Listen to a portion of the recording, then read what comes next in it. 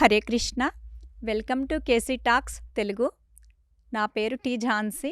నేను కలకత్తా నుంచి వచ్చాను. కేసీ గారు చెప్తున్న మహాభారతం రెగ్యులర్గా ఫాలో అవుతూ ఉంటాను. ఆయన నోటి నుంచి నేరుగా వినాలని ఈరోజు ఇక్కడికి హోస్ట్ చేయడానికి వచ్చాను. 14వ రోజు యుద్ధంలో జయద్రథుడి మరణం తర్వాత ఏం జరిగిందో కేసీ గారిని అడిగి తెలుసుకుందాం.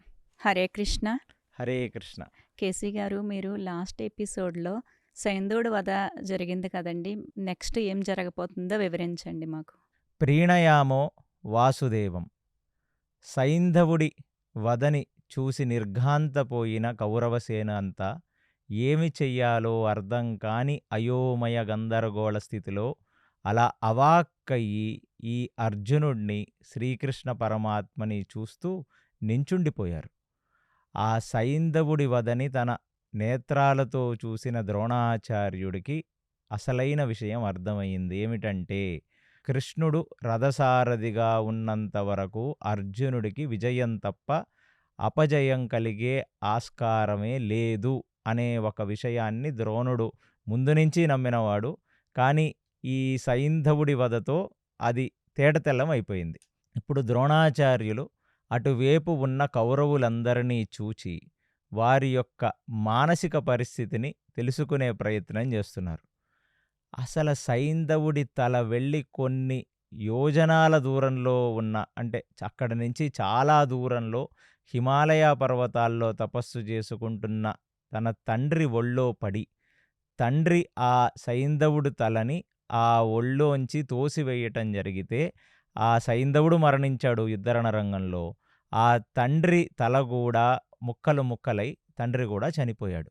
ఇదంతా చూచిన సంజయుడు ధృతరాష్ట్రుడికి చెప్పాడు, నీ అల్లుడు చనిపోయాడు, నీ అల్లుడే కాదు నీ వియ్యంకుడు కూడా చనిపోయాడు అని ధృతరాష్ట్రుడికి చెప్పగానే ఆ దుశ్శల యొక్క పతివియోగం, అంటే దుశ్శల ఈ క్షణంతో విధవ అయింది. ఆ దుశ్శల యొక్క 5వతనం పోయింది అనే ఒక విషయాన్ని చాలా కష్టంగా జీర్ణించుకోవలసి వచ్చింది ధృతరాష్ట్రుడికి.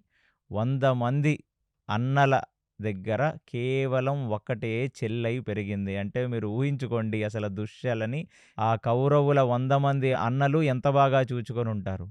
ఆ ధృతరాష్ట్రుడు తల మీద చెయ్యి పెట్టుకొని సంజయుడికి చెప్పాడు, ఆఖరికి చెల్లి మాంగళ్యాన్ని కూడా ఈ దుర్యోధనుడు తన యొక్క విజయానికై వాడుకున్నాడు.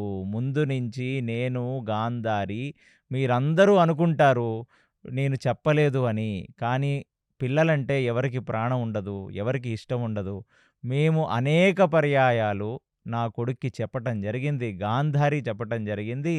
అయినా వాళ్ళు వినకుండా ఇవాళ ఒకళ్ళ తర్వాత ఒకళ్ళు ఈ యుద్ధ రణరంగంలో మరణిస్తుంటే తన అల్లుడు పోవటమే కాదు, ఆ రోజు సుమారుగా 35 మంది పిల్లలని ధృతరాష్ట్రుడు కూడా కోల్పోయాడు. అంటే దుర్యోధనుడు తమ్ముళ్ళు సుమారుగా 35 మందిని భీముడు చంపేశాడు ఆ ఒక్క రోజు, ఆ 14వ రోజు. ఇదంతా చూచి ఆ తల మీద చేతులు పెట్టుకొని ఆయన కన్నీరు పర్యంతమై సంజయుడితో అంటున్నాడు, అసలు ఏమిటి ఈ దౌర్భాగ్యం? పిల్లలని కన్నది కేవలం భీముడి చేతిలో చంపుకోవడానికే అయిపోయింది మా జీవితం. అదే కాక మమ్మల్ని నమ్మి మా అమ్మాయిని పెళ్లి చేసుకున్న పాపానికి ఇవాళ మా అల్లుడు యొక్క తండ్రి మా వియ్యంకుడు ఇద్దరు కూడా మరణించారు. అసలు ఇప్పుడు కురుక్షేత్ర రణరంగంలో ఇంత దారుణాన్ని చూచిన దుర్యోధనుడు ఏం చేస్తున్నాడో కొంచెం చూసి చెప్పవలసినది సంజయ అని ధృతరాష్ట్రుడు సంజయుడిని కోరతే, సంజయుడు ఇప్పుడు ధృతరాష్ట్రుడికి చెప్తున్నాడు, విదురుడు నీ చెవులో శంఖం ఊది చెప్పాడు, అలా ఈ పాండవులతో పెట్టుకుంటే నీ 100 మంది కొడుకులు నాశనమైపోతారు.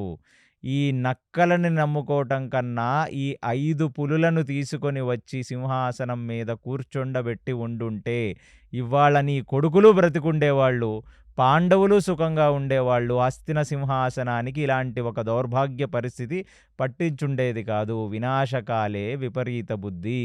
నువ్వు ఆ రోజు ఆ పాండవులు మాయాజూదంలో ఓడిపోతున్నప్పుడు ద్రౌపది ఏకవస్త్రంతో నిలబడి నీ ముందు ఉన్నప్పుడు నువ్వు ఏం జాగ్రత్తలు తీసుకున్నావు, నువ్వు ఏం మంచి చేశావు, అప్పటికీ విదురుడు మాటి మాటికి పరిగెత్తుకుంటూ వచ్చి శృతి మించుతుంది ఆట, శృతి మించుతుంది ఆట అని చెప్పినప్పుడు పర్వాలేదు, మేమున్నాం కదా పెద్దవాళ్ళం, భీష్ముడున్నాడు కదా పెద్దవాడు అని విదురుడు యొక్క మాటకి నువ్వు ఎన్నడూ గౌరవించలేదు ధృతరాష్ట్ర. ఇవాళ ఈ మొసలి కన్నీళ్లు కారిస్తే మాత్రం వచ్చేదేముంది? కాబట్టి నీ పాపం, నీ యొక్క మౌనం, నీ యొక్క చేతగానితనమే ఇవాళ నీ కొడుకులు, నీ అల్లుడు నేల కొరిగేలా చేసింది. సరే, ఇక ఆ యుద్ధ రణరంగంలో జరిగిన విశేషాలను నేను మీకు చెప్తాను అని తను మళ్ళీ ఆ వ్యాసుడిచ్చిన అద్భుతమైన శక్తితో యుద్ధ రణరంగంలోకి వెళ్ళి అక్కడ జరుగుతున్న విషయాలని చెప్తున్నాడు. ఇక దుర్యోధనుడు ఆ కర్ణుడు కాపాడలేకపోయాడు 24 తమ్ముళ్ళని. ఆ ద్రోణాచార్యుల వారు కాపాడలేకపోయారు సుమారుగా ఒక 11-12 మందిని. వీళ్ళిద్దరినీ చూసి ఇప్పుడు కర్ణుడు ముందు ద్రోణాచార్యుడిని విపరీతమైన దుర్భాషలాడటం మొదలుపెట్టాడు. ఏమని అంటే, ద్రోణాచార్య, ఇప్పుడు నీకు ఆనందమేనా? అసలు నువ్వు వ్యూహాన్ని రచించావా? నువ్వు నిజంగా బ్రాహ్మణోత్తముడివి, నువ్వు ద్విజుడివి అయితే నువ్వు త్రికరణ శుద్ధిగా నీ గుండెల మీద చెయ్యి వేసుకొని చెప్పు, నువ్వు వ్యూహాన్ని రచించావా?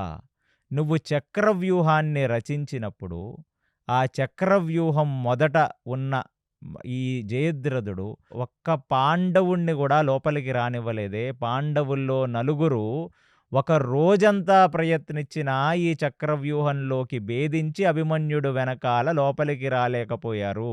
అలాంటిది నువ్వు పేరుకేమో శకట చక్ర శుచీవ్యూహం అని చెప్పి నన్ను నమ్మించి మా అల్లుణ్ణి తీసుకొని వెళ్ళి ఆ జయద్రథుణ్ణి ఆ మధ్యలో శుచీవ్యూహం లోపల ఆ మధ్య భాగాన కూర్చుండబెట్టి నువ్వు నేను కాపలా కాస్తానని బయట ఉండి ఏం చేశావు?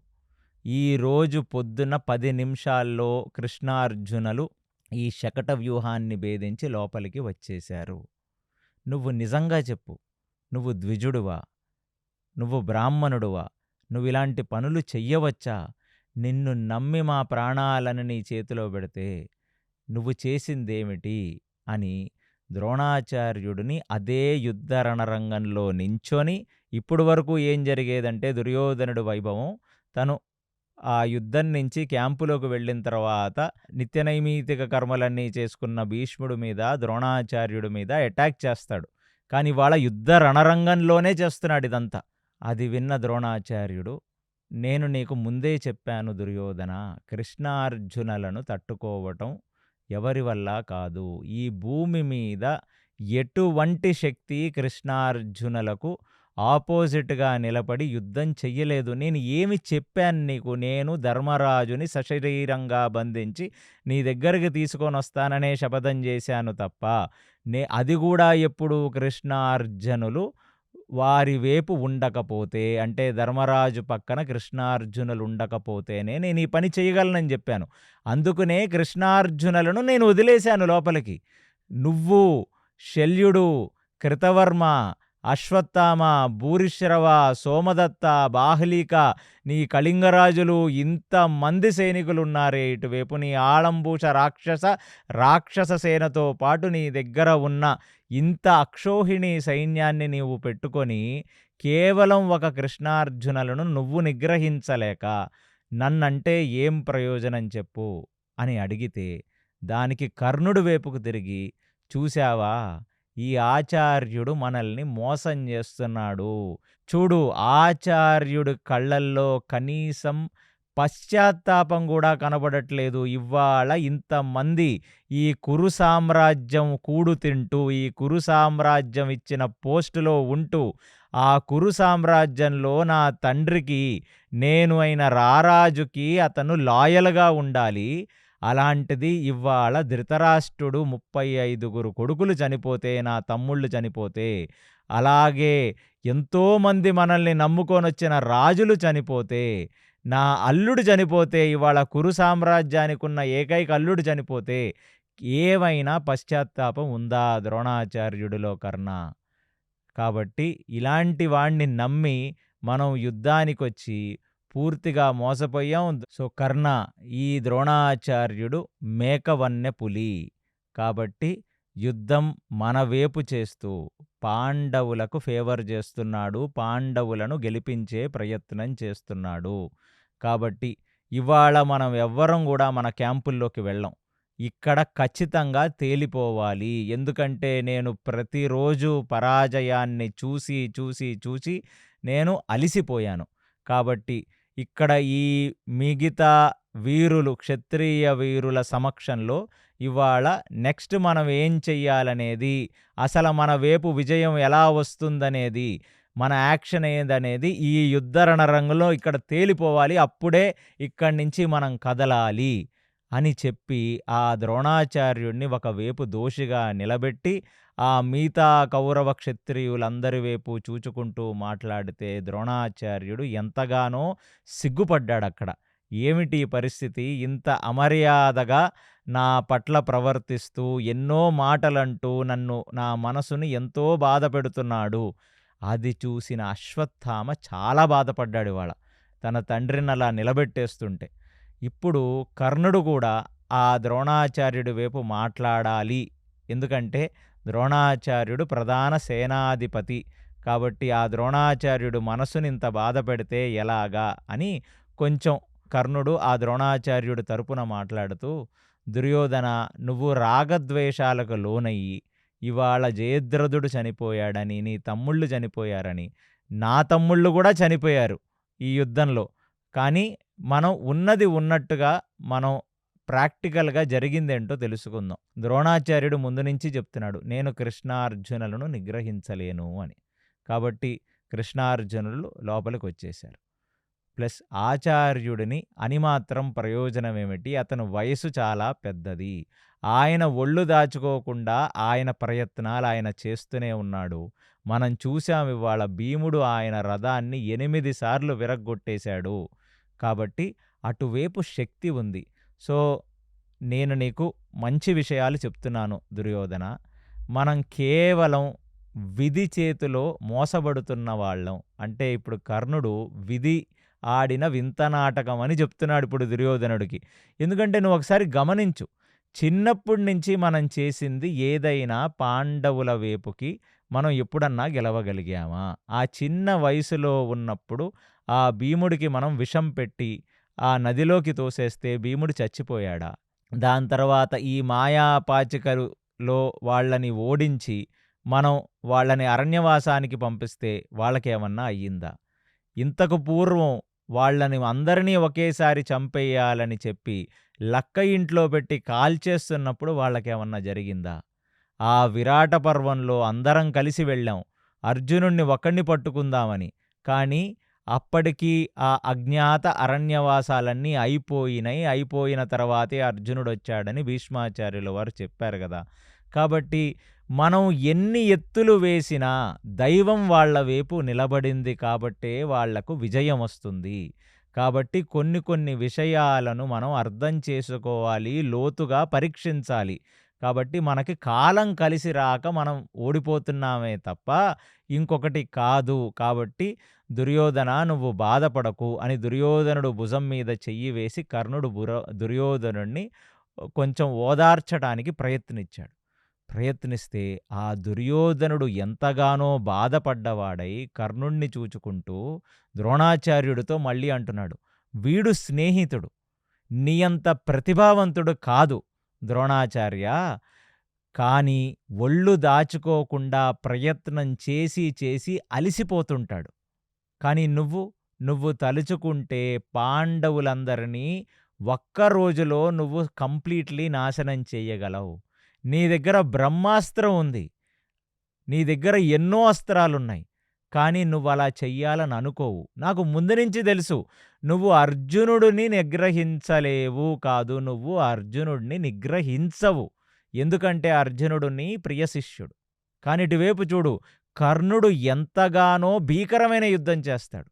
నీలాగా సులువుగా అస్త్రాలను ప్రయోగించి మనుషుల్ని సంహరించడం కర్ణుడికి తెలీదు.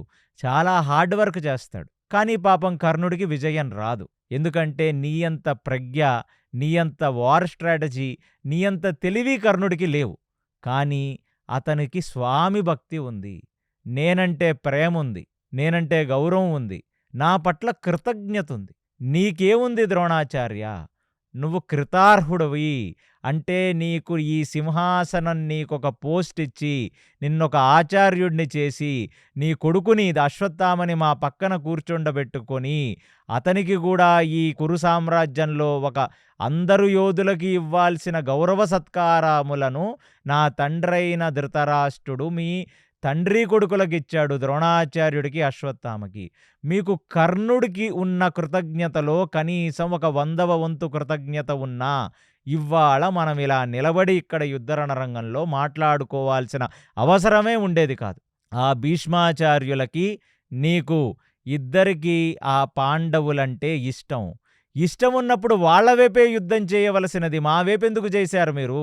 మమ్మల్ని మోసం చేసి వంచటానికి మీరు నా వైపు యుద్ధం చేస్తున్నారు అని కర్ణుణ్ణి పొగుడుతూ, కర్ణుడి యొక్క లాయల్టీని, ఆయన యొక్క కృతజ్ఞతని పొగుడుతూ, ద్రోణాచార్యుడికి అసలు ఆ కృతజ్ఞతే లేదు అని తేల్చిపడేశాడు. అసలు ద్రోణాచార్యుడు పరిస్థితి, అక్కడ ద్రోణాచార్యుడు ఉన్న ప్రతిభకి ఒక ఆచార్యుడు, అక్కడ ఉన్న వాళ్ళందరూ ఆయన శిష్యులే. కౌరవుల వైపున్న వాళ్ళు ఆయన శిష్యులే, పాండవుల వైపున్న వాళ్ళు ఆయన శిష్యులే. ఒక గురువుకి ఎంత అవమానం జరిగిందో మనం 14వ రోజు రాత్రి మహాభారతాన్ని, వ్యాసభారతాన్ని చదివితే మీకు అలా తెలుస్తుంది. నిజంగా చెప్పాలంటే ద్రోణాచార్యుడికి వీళ్ళ వైపు నిలబడి యుద్ధం చెయ్యాల్సిన అవసరమే లేదు. ఊంచవృత్తి చేసుకొని కేవలం ఒక దానంగా ఎవరైనా ఒక బ్రాహ్మణుడికో, ఒక పేదవాడికో, ఒక అవసరం ఉన్న వాడికి దానం చేయగా కింద పడిపోయిన గింజలను వేరుకొని తిని బ్రతికాడు తప్ప, అతను అసలు ఒక్కరోజు ఒకళ్ళ దగ్గరికెళ్ళి దేహి అని అడగటం నేర్చుకోనంత సెల్ఫ్ రెస్పెక్ట్ ఉన్న ఆ ద్రోణాచార్యుడిని యుద్ధ రణరంగం నుంచి కనీసం సంధ్యా సమయం అయిపోయిన తర్వాత అతన్ని కదలనివ్వకుండా ఇంతమంది కురువృద్ధులంటే బాహ్లీకుడు, సోమదత్తులు లాంటి పెద్దవాళ్ళు కూడా ఉన్నారు కదా, అంతమంది ముందు, ఆయన కంటే వయసులో చిన్నవాళ్ల ముందు నిలబడి ద్రోణాచార్యుల వారిని కడిగేస్తుంటే ఆ ద్రోణాచార్యుడు ఏమి చెప్పగలడు? ఏమి మాట్లాడగలడు?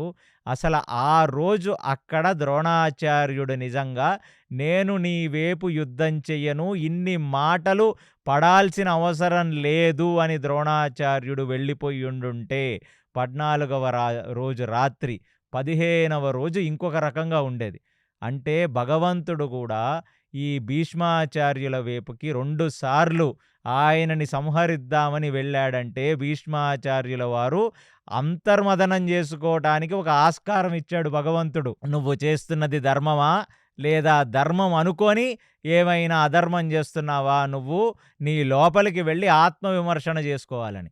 అలా ఆ రోజు 14వ రోజు యుద్ధ రణరంగంలో నిలబడ్డ ఈ ద్రోణాచార్యుల వారికి ఇక ఆత్మవిమర్శన చేసుకోవాల్సిన అవసరం ఏర్పడింది. అసలు ద్రోణాచార్యుడు 15వ రోజు చచ్చిపోయాడని ఎవరు చెప్పింది? 14వ రోజు ఇంతమంది ముందు అతన్ని పట్టుకొని కడిగేస్తుంటే ఆయన బ్రాహ్మణుడు అక్కడే చనిపోయాడు ఆయన.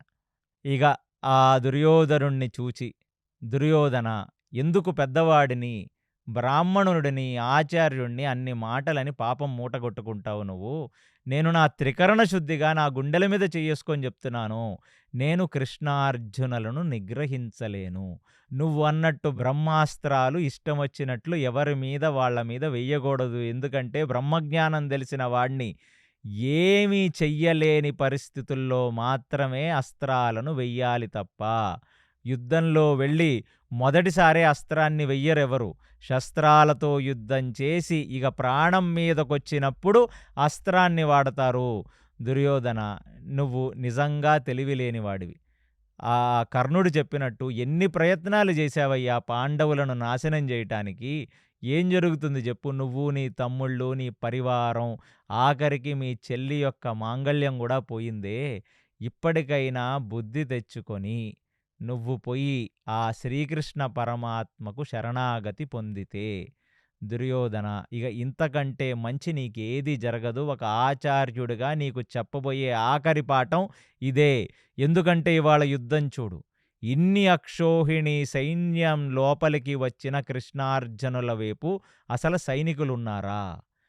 సాక్షాత్తు కృష్ణుడు ఆ శివుడి యొక్క అనుగ్రహంతో తెచ్చిన ఒక బాణం చేత మీ బావని, ఈ ఇంటి అల్లుడిని సంహరించి, అది గూడా జయద్రథుడు తల కింద పడిపోతే ఎక్కడ అర్జునుడికి హాని జరుగుతుందో అని అది తీసుకెళ్ళి కొన్ని వేల కిలోమీటర్ల దూరంలో ఉన్న తండ్రి ఒళ్ళో పడేశాడే. నీకర్థం కావట్లేదా? ఈ యుద్ధాన్ని అర్జునుడు ఒక స్వకార్యంగా తను చేసే కర్మయోగంగా చేస్తుంటే, పైనుంచి భగవంతుడు నడిపిస్తున్న కథ ఇది. వాళ్ళ వైపు విజయం కలుగుతుందంటే, వాళ్ళు ఆ శ్రీకృష్ణ పరమాత్మ పట్ల ఉన్న శరణాగతి, ప్రపత్తి, ధర్మమునందు పూనిక ఉండటం బట్టి వాళ్ళకి వస్తుంది. అందుకనే నేను ఆ జయద్రథుడు పడిపోగానే ధర్మో రక్షతి రక్షతః అంటే ధర్మాన్ని పట్టుకున్న వాడిని ఆ ధర్మమే రక్షిస్తుంది.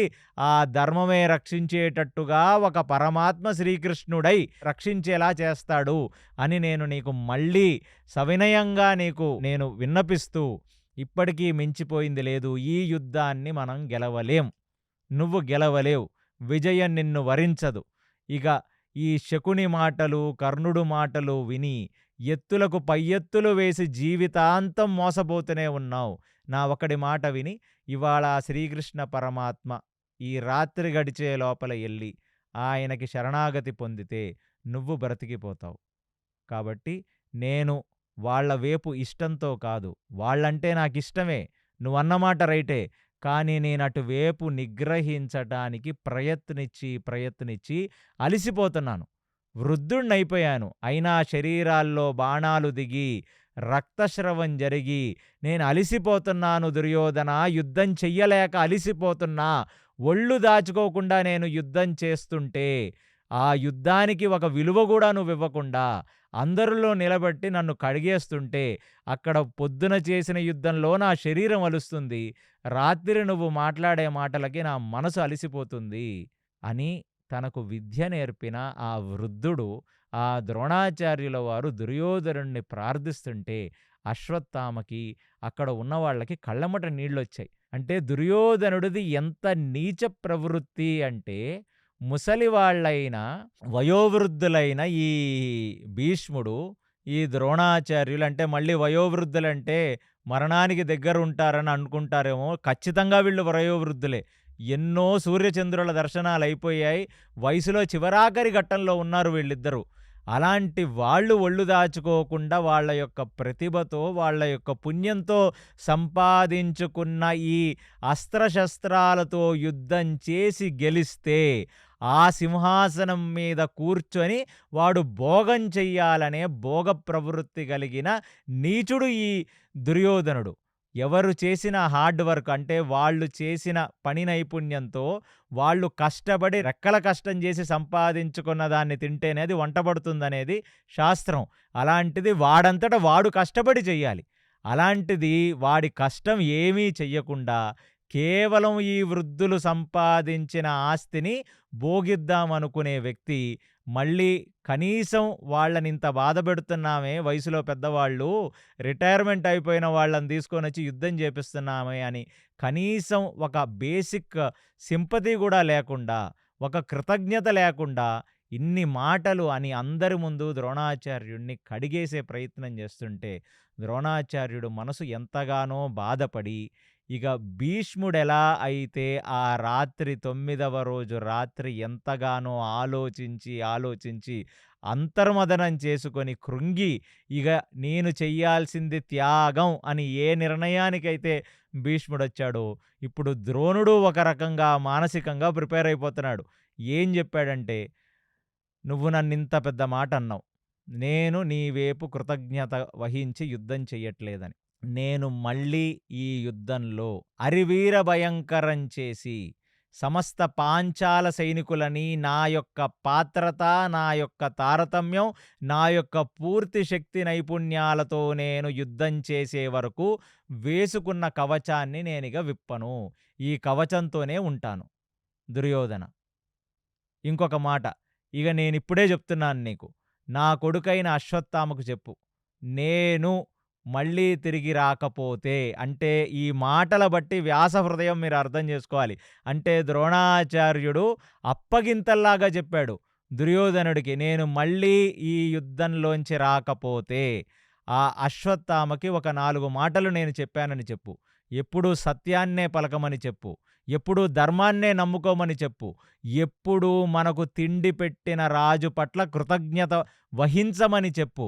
అలాగే ఈ భూసురులైన బ్రాహ్మణోత్తముల మనసు బాధ పెట్టకుండా వారికి అవసరమైన దాన ధర్మాలని, యజ్ఞయాగాది కృతువులను చేయవలసినదిగా నా యొక్క ఈ తండ్రి చెప్పే ఆఖరి మాటలు ఈ అశ్వత్థామకని దుర్యోధనుడికి చెప్తున్నాడు ఇవన్నీ. అది వింటున్నాడు అశ్వత్థామ వెనక నుంచి. అంటే ఇక తండ్రి మనసు ఎంత బాధపడిందో అశ్వత్థామకు అర్థమైపోయింది. ఈ మాటలు ద్రోణాచార్యుడు మాట్లాడుతుంటే ఇక పక్కన్నించి శకుని వచ్చి, అసల వీళ్ళివ్వాళ చేసిన యుద్ధంలో ఏమైనా ధర్మముందా సుయోధన, దుర్యోధన? అడుగడుగునా అధర్మాలే ఉన్నాయి. కాబట్టి ఇవాళ సూర్యాస్తమయం అయ్యిందని మనల్ని నమ్మించి అప్పుడు లోపల నుంచి బయటికి వచ్చి కోలాహలంగా సంబరాలు జరుపుకుంటున్నా ఈ జయద్రథుడు తల కొట్టేసి మళ్ళీ సూర్యుడు అస్తమించలేదు, సూర్యుడు ఉదయించే ఉన్నాడు అని మనల్ని నమ్మించి మళ్ళీ యుద్ధం చేసి దాని తర్వాత సూర్యాస్తమయ్యేలా చేసిందెవరు? శ్రీకృష్ణ పరమాత్మ తన యొక్క సుదర్శనాన్ని ఆ సూర్యుడికి అడ్డం పెట్టి మనందరినీ భ్రమించేలా చేసింది ఎవరు? మోసం వాళ్ళు మాత్రమే చేస్తారా? దుర్యోధన, ఇవాళ మన లెక్కకి యుద్ధం సూర్యాస్తమయం తర్వాత ఆపేయాలి అనే ఒక నియమాన్ని మనం మర్చిపోయి ఈ రాత్రి వాళ్ళో మనమో తేల్చుకోవాలి. ఎందుకంటే శకుని తమ్ముళ్ళు చనిపోయారు, కర్ణుడు తమ్ముళ్ళు చనిపోయారు, దుర్యోధనుడు తమ్ముళ్ళు చనిపోయారు. అదే కాక బాహ్లీక సోమదత్తులకి వాళ్ళ యొక్క మనవడు, బాహ్లీక మనవడు సోమదత్తుడు కొడుకైన భూరిశ్రవ చనిపోయాడు. విశేషమైన జననష్టం జరిగింది. ఒక అర్జునుడు మాత్రమే 3 అక్షోహిణి సైన్యనారు చంపేశాడు. ఒక భీముడు 2 అక్షోహిణి సైన్యని చంపేశాడు. మొత్తం కలిపి 14వ రోజు అంతంలో ఇటు అటు కలిపి 7 అక్షోహిణుల సైన్యం ఆ ఒక్కరోజే అయిపోయిందంటే ఇది ఈ భూమండలంలో జరిగిన అతి భయంకరమైన రోజు, భయంకరమైన యుద్ధం. ఇంతకంటే భయంకరమైన యుద్ధం ఇంకా ఏది ఉండదు. ఎందుకంటే 7 అక్షోహిణి సైన్యం అంటే సుమారుగా 15 లక్షలకు మించి సైన్యం, గజాలు, ఏనుగులు, గుర్రాలు అన్నీ కలిపి ఆ రోజు చంచిపోయిన సంఖ్య విశేషంగా ఉండి అక్కడ మొత్తం రక్తం ఏరులై పారుతుంటే ఎక్కడ చూసినా కళేబరాల్లే ఉంటే ఇక ఏం చేయాలో అర్థం కాలేదంటే ఒక కౌరవుల వైపు 5 అక్షోహిణి సైన్యం పోతే పాండవులకు 2 అక్షోహిణి సైన్యం పోయింది వాడు. ఇక వీళ్ళందరూ ఒక సంఘటనగా ఏర్పడి శకుని, బాహ్లీక, కర్ణ అందరూ అటువైపున్న వాళ్ళందరూ కలిసి ఇవాళ ఇక్కడ పారిన రక్తానికి మనం ఇప్పుడే రివెంజ్ తీర్చుకోవాలి, పాండవులతో యుద్ధం చెయ్యాలనగానే ఇక దుర్యోధనుడు తన రథం మీద నించొని తన యొక్క ఖడ్గాన్ని పైకి లేపి ఇవాళ రాత్రి మనము పాండవులో తేలిపోవాల్సిందే. ఇక ఆచార్య నువ్వు చెప్పావు కదా, మళ్ళీ నేను ఇక్కడ సోమకులను ఈ పాంచాల సైనికులను పూర్తిగా హతమార్చే వరకు నా యొక్క కవచాన్ని నేను తీయనని ప్రతిజ్ఞ చేసావు కదా, ఇక ఇంటికి వెళ్ళి కవచం తీయాల్సిన అవసరం లేదు, ఇక్కడ ఇప్పుడు మళ్ళీ యుద్ధం జరగాల్సిందే అని తన శంఖనాదాన్ని తీసి దుర్యోధనుడు పూరిస్తుండగా ఇప్పుడు పాండవులందరూ వారి వారి స్థావరాల్లోకి వాళ్ళు వెళ్ళిపోదామనుకున్న వాళ్ళందరూ ఒక్కసారిగా అలా నిలబడిపోయారు. ఇక కృష్ణార్జునులు కూడా ఈ సైంధవుణ్ణి చంపేసి ఆ ధర్మరాజు, యుధిష్ఠిరుడు, దృష్టద్యుమ్నుడు పక్కకు వెళ్ళి వారి యొక్క యోగక్షేమాలు అడుగుతుంటే ఆ శ్రీకృష్ణ పరమాత్మ యొక్క చరణారవిందములను స్పృశించిన ఆ ధర్మరాజు ఇవాళ జరిగిన యుద్ధంలో ఇంకా అర్జునుడు ఇవాళ సూర్యాస్తమయాన్ని చూశాడు, ఇవాళ బ్రతికున్నాడంటే కృష్ణ అది నువ్వు పెట్టిన ఒక భిక్ష, నువ్వే లేకపోయుండుంటే, ఆ పరమేశ్వరుడు శివుడు అనుగ్రహం లేకపోయుండుంటే, ఇవాళ మళ్ళీ మేము మా తమ్ముడిని అర్జునుడిని మేము చూసుకునేవాళ్ళం కాదని అర్జునుడిని ఆలింగనం చేసుకొని శ్రీకృష్ణుడికి పంచపాండవులు కలిసి వారి శిరస్సుని శ్రీకృష్ణుడి యొక్క పాదాల మీద పెట్టి ఆయనకు నమస్కరిస్తుండగా ఆ దుర్యోధనుడు యొక్క శంఖనాదం విన్నారు ఈ పాండవులు. అక్కడ నుంచి ఒక్కసారిగా సింహగర్జన చేస్తూ కౌరవ సైనికులందరూ అరవటం మొదలుపెట్టారు. ఈ యుద్ధం ఇంకా ఆగదు. ఇటో అటో పూర్తిగా నాశనమయ్యే వరకు ఈ యుద్ధం జరగాల్సిందే. రవి అస్తమించినా మేము యుద్ధానికి సంసిద్ధంగా ఉన్నామని కౌరవులు అరుస్తుంటే, ఇప్పుడు దృష్టద్యుమ్నుడు తన యొక్క గుర్రాన్ని తీసుకొని ఆ కౌరవ సైనికులందరినీ ఒక్క లైన్లో నించోమని ఇటు నుంచి అటు వరకు ఆ దృష్టద్యుమ్నుడు తన గుర్రాన్ని తోలించి అతను ఖడ్గాన్ని లేపి, ఇవాళ ధర్మమో అధర్మమో శ్రీకృష్ణుడు, అర్జునుడు, భీముడు సాత్యకి చేసిన బీభత్సం ఇవాళ చూసాం. ఇవాళ మన వాళ్ళు అక్కడ 5 అక్షోహిణి సైన్యాన్ని నాశనం చేశారు. ఇదిలా ఉంటే వాళ్ళ వైపు కేవలం 4 అక్షోహిణుల సైన్యం మాత్రమే మిగిలింది. లేదా 4కి కొంచెం తక్కువ 3.5 అక్షోహిణుల సైన్యం మిగిలింది. మన వైపు సుమారుగా 2.5 అక్షోహిణి సైన్యం మిగిలింది. కాబట్టి ఈ రాత్రికి వాళ్ళు యుద్ధం కావాలని కోరుకుంటున్నారు. మీరందరూ సిద్ధమేనా అనగానే పాండవుల వైపున్న వాళ్ళందరూ ఒక్కసారిగా ప్రీణయామో వాసుదేవం అని అరుచుకుంటూ ఇటువైపు ఉన్న వాళ్ళందరూ సంసిద్ధమయ్యారు. ఇక ఒక్కసారిగా ఇక్కడ దృష్టద్యుమ్నుడు శంఖనాదం చేసి కృష్ణుడు తన యొక్క పాంచజన్యాన్ని ఊదుతుండగా, ఈ అర్జునుడు తన యొక్క దేవదత్తాన్ని పూరిస్తుండగా, భీముడు తన యొక్క పౌండ్రాన్ని పూరుస్తుండగా, ఇక భీముడు మీసాన్ని మెలవేసుకొని ఇక తన యొక్క గదాదండంతో తన యొక్క రథం మీద కూర్చొని ఇక బీభత్సం చేయటానికి ఈ కౌరవుల సేన వైపుకు దూసుకుంటూ వెళుతున్నాడు భీముడు. ఇక భీముడు ఒక్కసారిగా ఆ కౌరవ సేన లోపలికి తన రథంతో వెళ్ళి ఇక దొరికిన ఆ కౌరవ సైనికుణ్ణి తన యొక్క బాణాలతో విశేషంగా గాయపరుస్తూ, తర్వాత ఆ రథం మీద నుంచి తను కొన్ని వందలలో బాణాలంటే భీముడు కూడా ఇవాళ చాలా ట్రిగర్ అయ్యాడు. వందలలో బాణాలు ఆ దుర్యోధనుడు మిగిలిన తమ్ముళ్ళ వైపుకి, ఆ శకుని యొక్క తమ్ముళ్ళ వైపుకి బాణ పరంపరగా వేసేస్తున్నాడు. ఇక కర్ణుడు కూడా పునః ఉత్తేజంతో ఇవాళ ఆ భీముడిని ఎంతైనా నిగ్రహిద్దాం అని ఆ భీముడు మీదకి ఈ కర్ణుడు దూసుకొస్తున్నాడు. కర్ణుడు దూసుకొస్తుంటే ఇక కర్ణుడు వైపుకి కొన్ని వందల బాణాలు భీముడు వేసి ఆ కర్ణుణ్ణి పూర్తిగా నిగ్రహించే ప్రయత్నం చేస్తుంటే, ఆ కర్ణుడికి సపోర్టుగా నిలవాలని చెప్పి దుర్యోధనుడు తన యొక్క మిగతా 10 మంది తమ్ముళ్ళను పంపిస్తే, ఇంకా సూర్యాస్తమయ్యి కొంచెం టైం అయిందంతే. అంటే 6 దాటి 6:30, 7 అంటే మనకింకా పూర్తిగా చీకటి పడలేదు, పూర్తిగా కనబడుతుంది. ఇక కర్ణుడు వైపు ఉన్న 10 మంది దుర్యోధనుడు తమ్ముళ్ళు కౌరవులు నించుంటే, ఇక కర్ణుడు యొక్క ధనస్సుని విరగ్గొట్టి కర్ణుడి యొక్క కవచాల మీద బాణాలు వేసి కర్ణుడు మళ్ళీ రథంలో కూలిపోతుంటే, కర్ణుడు కళ్ళల్లో చూచుకుంటూ తన యొక్క రథం మీద నుంచి దూకి పక్కన ఉన్న 10 మంది తమ్ముళ్ళని ఆ భీముడు తన యొక్క ముష్టిఘాతాలతో కొట్టుకుంటూ కర్ణుడు వైపుకు చూచుకుంటూ ఇటు కౌరవుల తమ్ముళ్ళని కొట్టుకుంటూ, అందులో 2 తమ్ముళ్ళని, ఒకడి తలని తన యొక్క చేతితో కొడితే తల బద్దలైపోయి ఆ రక్తం వచ్చి భీముడి యొక్క ముఖం మీద పడిందంట.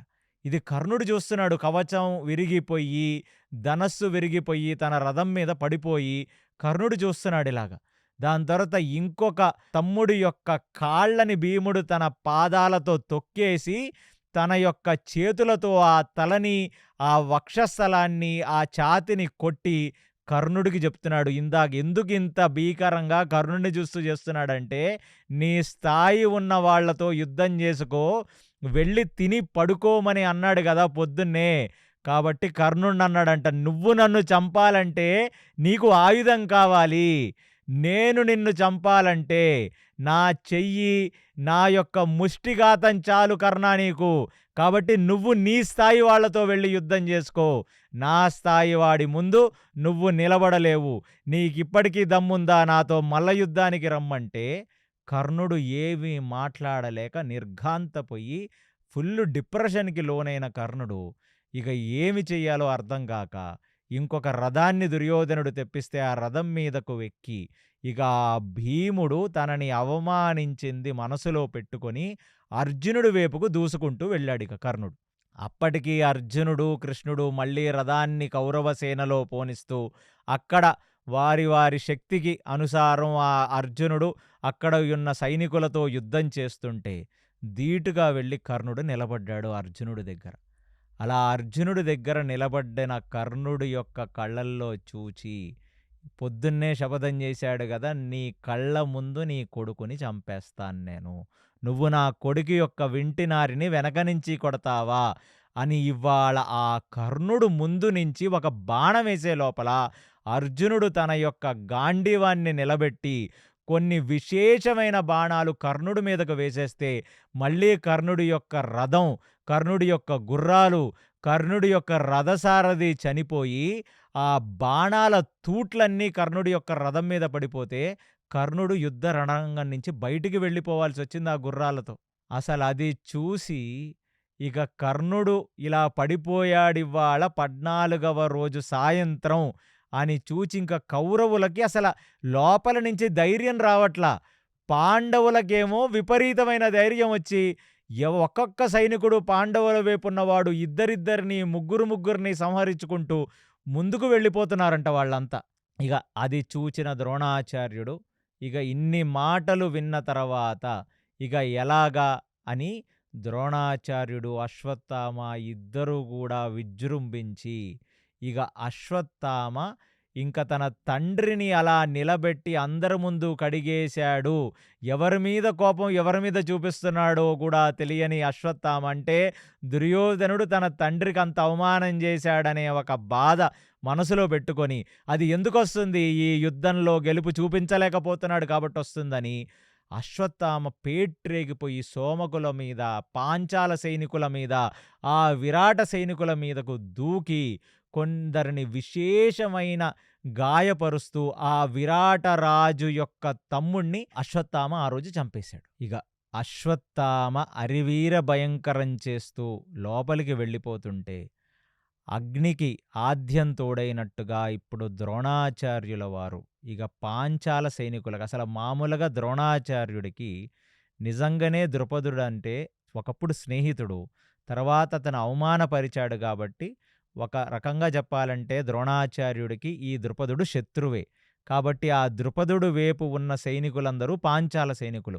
ఇక ఆ పాంచాల సైనికుల్లోకి దూసుకు వెళ్ళిపోయిన ద్రోణాచార్యుడు చిన్న చిన్న సైనికులు, అంటే అటువైపు ఆ రథాల మీద నడుపుకుంటున్న వాళ్ళు, అంటే తారతమ్యంలో చాలా కింద స్థాయి ఉన్న ఆ భటులు, వాళ్ళు అందరూ కలిపి ఆ ద్రోణాచార్యుడి మీదకు వస్తే, చిన్నవాళ్ళని చూడకుండా వాళ్ళ మీద వాయువాస్త్రాన్ని వేసేస్తే, ఆ అస్త్రం చేసిన బీభత్సానికి వందలలో అక్కడ పాంచాల సైనికులు చనిపోతే, అది కృష్ణార్జునులు, భీముడు ఇద్దరూ కలిసి చూస్తుండగా, ద్రోణాచార్యుడు ఒక సింహం, ఒక లేడి పిల్లలన్నీ అక్కడ ఉంటే, అంటే ఒక జింక పిల్లలు అరణ్యంలో తిరిగితే ఆ సింహం వెళ్ళి ఆ లేడి పిల్లలను తన నోటితో పట్టుకొని చీల్చి ఇసిరేస్తూ ముందుకు వెళ్ళిపోతే ఎలా ఉంటుందో అలాంటి బీభత్సం ద్రోణాచార్యుడు చేస్తే, భీముడు, అర్జునుడు, శ్రీకృష్ణుడు ఒకళ్ళ ముఖాలొకళ్ళు చూసుకున్నారంటే,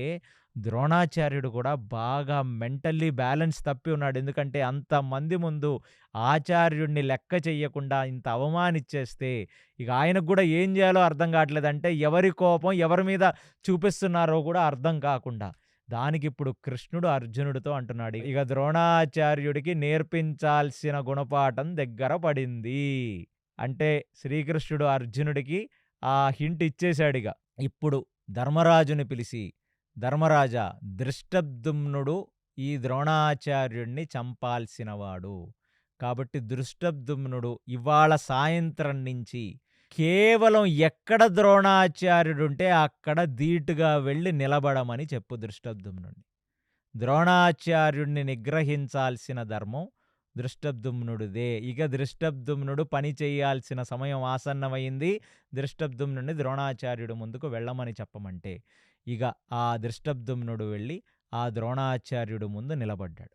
ఇదిలా జరుగుతుంటే ఇంకా ఆ చీకటి అంటే ఆ సాయంకాల సంధ్యా సమయానికి కొంచెం కొంచెం మనుషులు ఒకళ్ళకొకళ్ళు కనబడటం ఇంకా ఆగిపోతుంది. ఎందుకంటే రాత్రి వస్తూనే ఉంది. అప్పుడు వరకు కొంచెం ఒకళ్ళకొకళ్ళు కనపడ్డారు, దారులు కనపడ్డాయి, ముందున్న వాళ్ళు కనపడ్డారు, కొంచెం దూరం ఉన్న వాళ్ళు కనపడ్డారు. యుద్ధం ఇలా సాగుతుంది. ఇటువైపు దృష్టద్యుమ్నుడు ద్రోణాచార్యుడిని నిగ్రహించే ప్రయత్నం చేస్తున్నాడు. అశ్వత్థామ ఇక పూర్తిగా పాండవుల ఒక్క సైన్యం మొత్తాన్ని నాశనం చేద్దామని లోపలికి దూసుకుంటూ వెళుతున్నాడు. అటు కర్ణుడు మళ్ళీ తన యొక్క కొత్త రథాన్ని తీసుకొని మళ్ళీ యుద్ధరంగంలోకి ప్రవేశించాడు. ఇక దుర్యోధనుడు ఇక పేట్రేగిపోయి ఎలా అయినా కృష్ణార్జునులతో ఇంతమంది తమ్ముళ్ళని మళ్ళీ 14వ రోజు సాయంత్రానికి మళ్ళీ 10 మంది తమ్ముళ్ళు, అంటే పొద్దున 35 మంది, సాయంత్రం 10 మంది, అంటే కౌరవుల తమ్ముళ్ళల్లో ఆల్మోస్ట్ సగం మంది తమ్ముళ్ళు కూడా 14వ రోజే చచ్చిపోయారు. ఇక దుర్యోధనుడు ఆగలేక ఇక ఆ దుర్యోధనుడు కృష్ణార్జునుల వైపుకి దూసుకుంటూ వెళ్ళి ఆ కృష్ణార్జునులను నేను చంపుతాను అని ముందుకు వెళుతుంటే ఇక కృపాచార్యుడు అశ్వత్థామ కలిసి దుర్యోధన, నువ్వు కృష్ణార్జునుల ముందుకి ఇప్పుడు కానీ వెళ్ళావంటే ఇవాళే యుద్ధం అయిపోతుంది. ఎందుకంటే నిన్ను వాళ్ళు సంహరించేస్తారు. కాబట్టి నీ శక్తికి నువ్వు ఈ కృష్ణార్జునుల వైపుకు వెళ్ళి యుద్ధం చేయకూడదు, రాగద్వేషాలకు లోనవ్వకూడదు, నీ టాలెంట్ కంప్లీట్లీ నువ్వు తెలుసుకోవాలి అంటే ఇక అశ్వత్థామ కూడా ఇవాళ పొద్దున్న మా నాన్న నీకు ఒక కవచాన్ని ఇస్తే ఆ కవచాన్ని తీసేసి దాని మీద నమ్మకం లేకుండా ఉన్నావు, కవచం లేకుండా నువ్వు కానీ ఆ కృష్ణార్జునుల వైపుకు వెళితే ఇక నువ్వు పూర్తిగా ఇవాళ హతమార్చబడతావు అని కృపాచార్యుడు అశ్వత్థామ కలిసి దుర్యోధనుడికి హితం చెప్తుంటే ఆ దుర్యోధనుడు పక్కకొచ్చి కర్ణుడు చేరాడు. కర్ణుడు చేరి, నువ్వేమీ బాధపడద్దు దుర్యోధన, నేనివాళ నీకు మాటిస్తాను, నేను అర్జునుడిని చంపేస్తాను. ఈ భీముడెవడైతే నా కళ్ళల్లో చూచుకుంటూ నీ తమ్ముళ్ళని ముష్టిఘాతాలతో క్రూరంగా కొట్టి చంపాడో ఆ భీముణ్ణి చంపేస్తాను. నేను సింగిల్ హ్యాండెడ్లీ నిలబడి వీళ్ళందరినీ సంహరించి విజయాన్ని తీసుకొచ్చి నీ కాళ్ల ముందు పెడతాను, ఈ రాజ్యాన్ని తీసుకొచ్చి నీ కాళ్ల ముందు పెడతాను. నువ్వు ధైర్యంగా ఏలుకో, నువ్వు ప్రశాంతంగా కూర్చో సుయోధన రారాజా అని చెప్పి దుర్యోధనుడితో మాట్లాడుతుంటే కర్ణుడు ఇక కృపాచార్యులకి అశ్వత్థామకి ఆ కర్ణుడు చెప్పిన ఈ మాటలు జుగుప్సగా అనిపించి కర్ణుడంటే అసహ్యం వేసి అప్పుడు నోరు తెరిచి, మామూలుగా కృపాచార్యుల వారు ఎప్పుడు పడితే అప్పుడు మాట్లాడరు, అలాంటిది నోరు తెరిచి కర్ణుడితో చెప్పాడు, నీకు సిగ్గుందా కర్ణ, నీకు ఇవాళ పొద్దున్నుంచి చూస్తూనే ఉన్నావు, నీకంత నేర్పు ఉండుంటే జయద్రథుణ్ణి కొట్టనిస్తావా నువ్వు ఎవరిని గెలిచావు పాండవుల్లో? అర్జునుడిని వదిలేయి, అర్జునుడి చేతిలో నువ్వు చచ్చిపోతావు అంతే. కానీ అసలు ఈ పాండవుల్లో ఇంకెవరినన్నా ఓడించావా నువ్వు ఇప్పటి వరకు? భీముణ్ణి ఓడించలేదు, ధర్మరాజుని ఓడించలేదు, నకుల సహదేవులను ఓడించలేదు.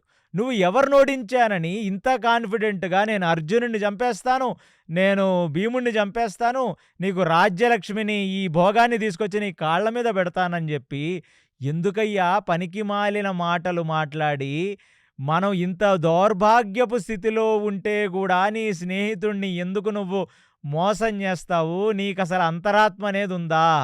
నీ గుండెల మీద చేసుకొని చెప్పు, నువ్వు చెప్తున్న దాంట్లో ఏమైనా వాస్తవం ఉందా అని కృపాచార్యుడు వయసులో పెద్దవాడు, ద్రోణాచార్యుడు తర్వాత వీళ్లకు అన్ని విద్యలు నేర్పించి అన్ని సంస్కారాలు చేర్పించిన వాడు, రాజగురువు వీళ్ళకి. అలాంటి వాడు చెప్పగానే ఇక ఎక్కడ లేని కోపంతో కర్ణుడు ఆ కృపాచార్యుల వారిని చూచి, నువ్వు మనిషివేనా? ఒకడు యుద్ధానికి వెళ్ళి వాడు చంపుతాను అని శపథం చేసి చెప్తుంటే నువ్వొచ్చి అగ్నిలో నీళ్లు పోస్తావా? చంపుతానో చంపనో తర్వాత నీకెందుకు? కానీ ఒక వ్యక్తి ముందుకు వెళ్ళి నేను చంపుతాను అని వాడు ధైర్య సాహసాల్ని తెచ్చుకొని ముందుకు వెళితే, నువ్వు చంపగలవు అని చెప్పి నన్ను లోపలికి పంపించాలి. నువ్వు మొత్తం గతమంతా తువ్వుతావా నువ్వు? నువ్వు మనిషివేనా నువ్వు? ఇంకొకసారి నా ముందు నిలబడి కృపాచార్య నువ్వు మాట్లాడితే నీ నాలిక కోసేస్తానన్నాడు కర్ణుడు. అశ్వత్థామకు అర్థం కాలే. అసలు వీళ్ళేం మనుషులు? వీళ్ళకి కనీసం బేసిక్ సంస్కారం అన్నా ఉందా? అంటే ప్రేక్షకులందరికీ నేను చెప్పేదేంటంటే, కౌరవుల వైపు ఏముంటుంది అంటే ఇలాగ పెద్ద, చిన్న గౌరవం, సంస్కారం, వాళ్ళల్లో వాళ్ళకొక యూనిటీ, ఎక్కడ పడితే అక్కడ రోడ్ల మీద కొట్టుకోవటం, అసలు ఏమైనా క్లాసుందా అసలు కౌరవుల వైపు? అంటే కనీసం ఒక ఏజ్‌ని గౌరవించకుండా ఈ సాయంత్రం పూట దుర్యోధనుడు ద్రోణాచార్యుల వారిని కడిగేశాడు.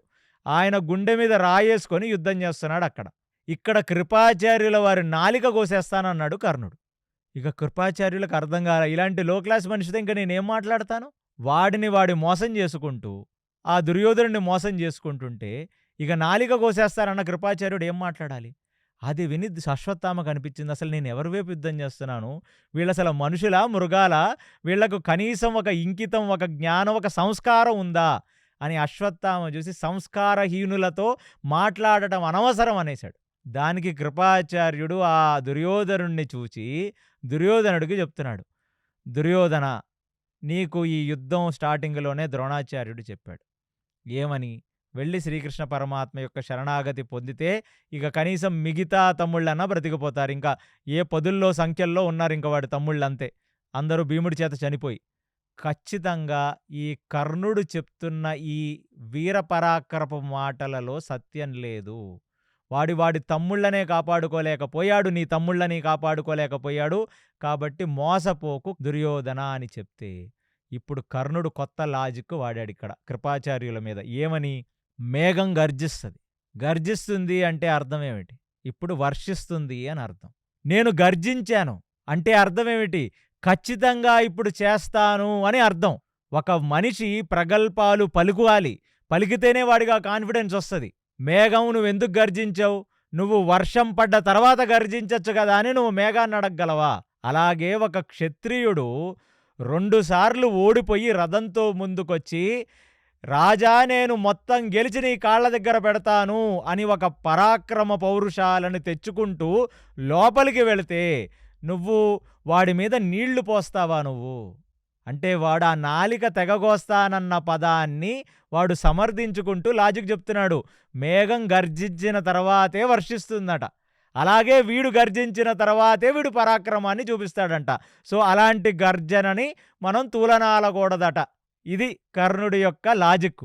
అది విన్న అశ్వత్థామ నవ్వుకున్నాడు. అసలు ఎక్కడ దొరికారా? ఎందుకొచ్చామురా వీళ్ళ దగ్గర మేము యుద్ధం చేయటానికి అని.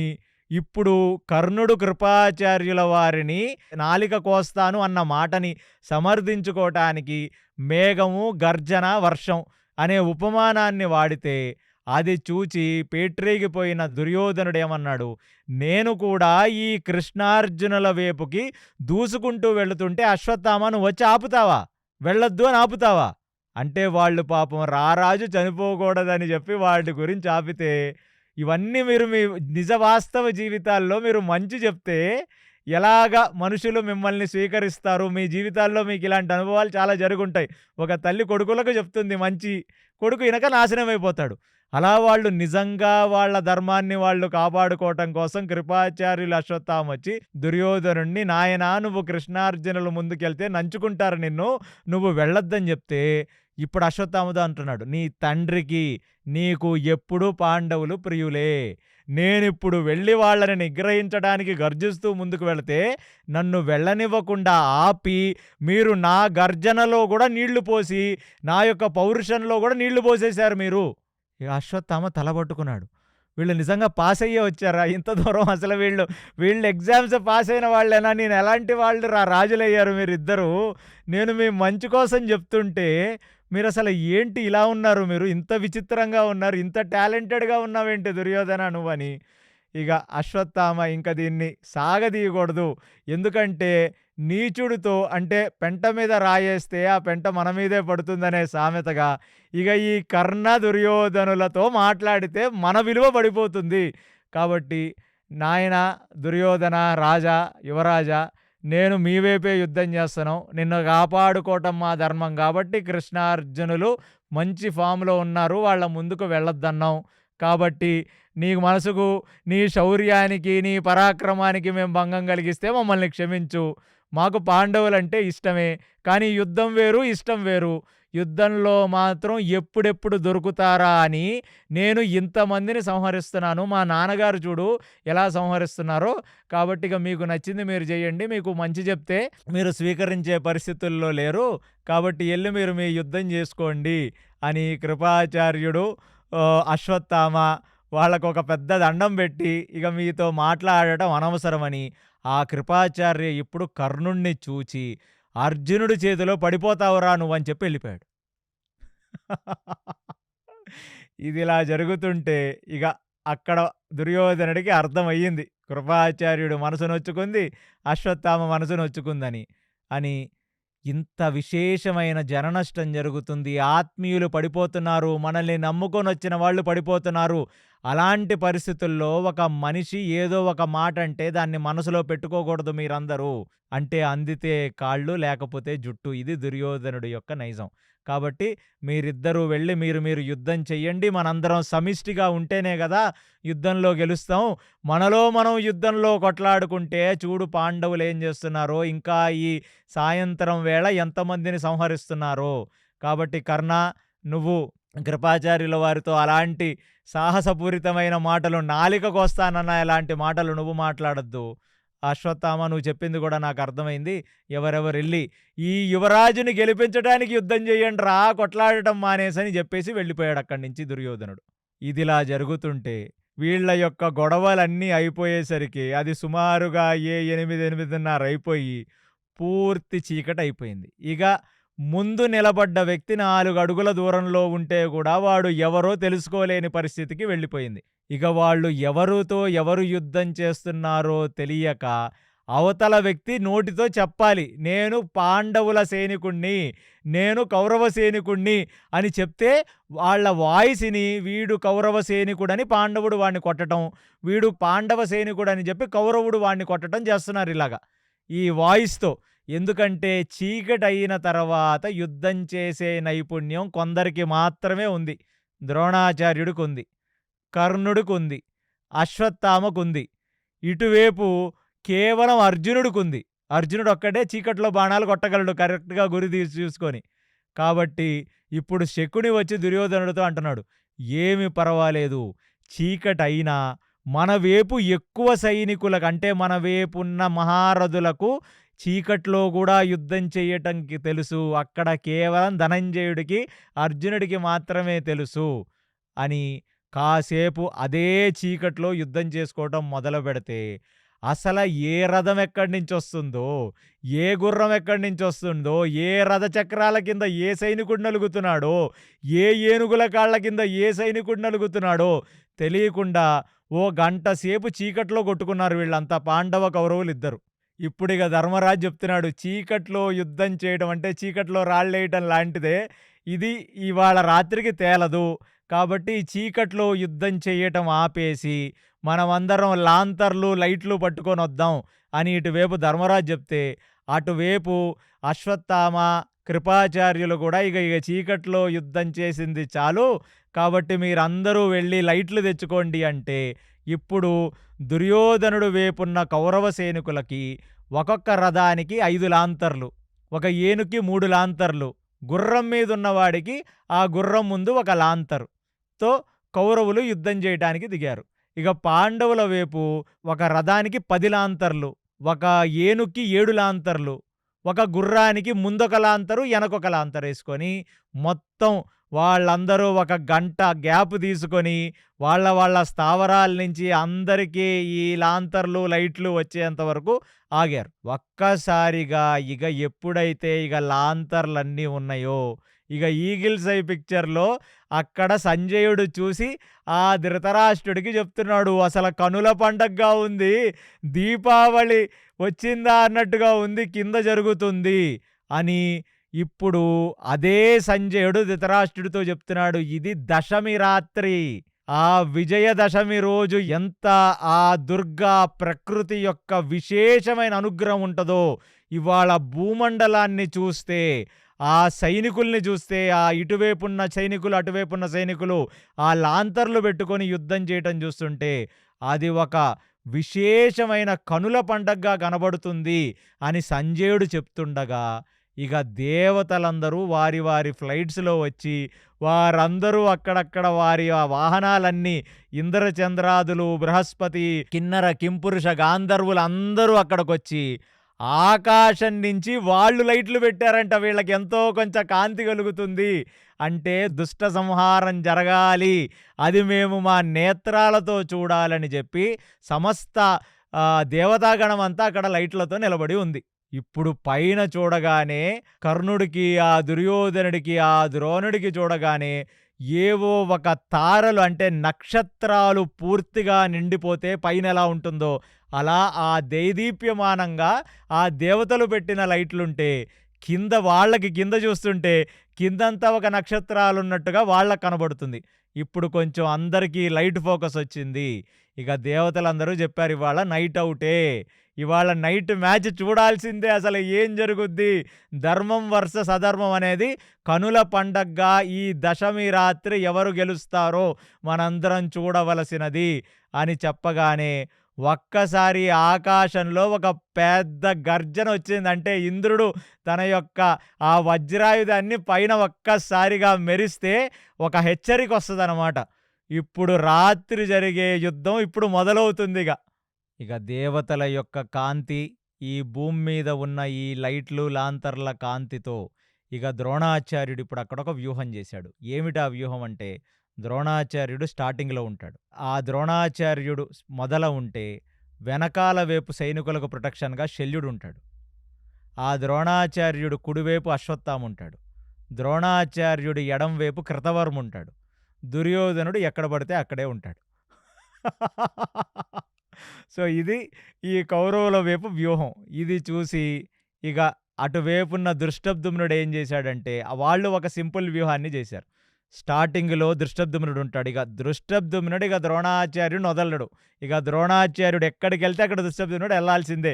ఎలా అయితే చివరాఖరి రోజు భీష్ముడు ఎక్కడికెళ్తే అక్కడ శిఖండి వెళ్ళాడో, ఇక 14వ రోజు సాయంత్రం శ్రీకృష్ణ పరమాత్మ ఆదేశానుసారం ఇక దృష్టద్యుమ్నుడు ద్రోణుడు ఎక్కడికెళ్తే ఇక ద్రోణుడు పక్కన ఉండాల్సిందే.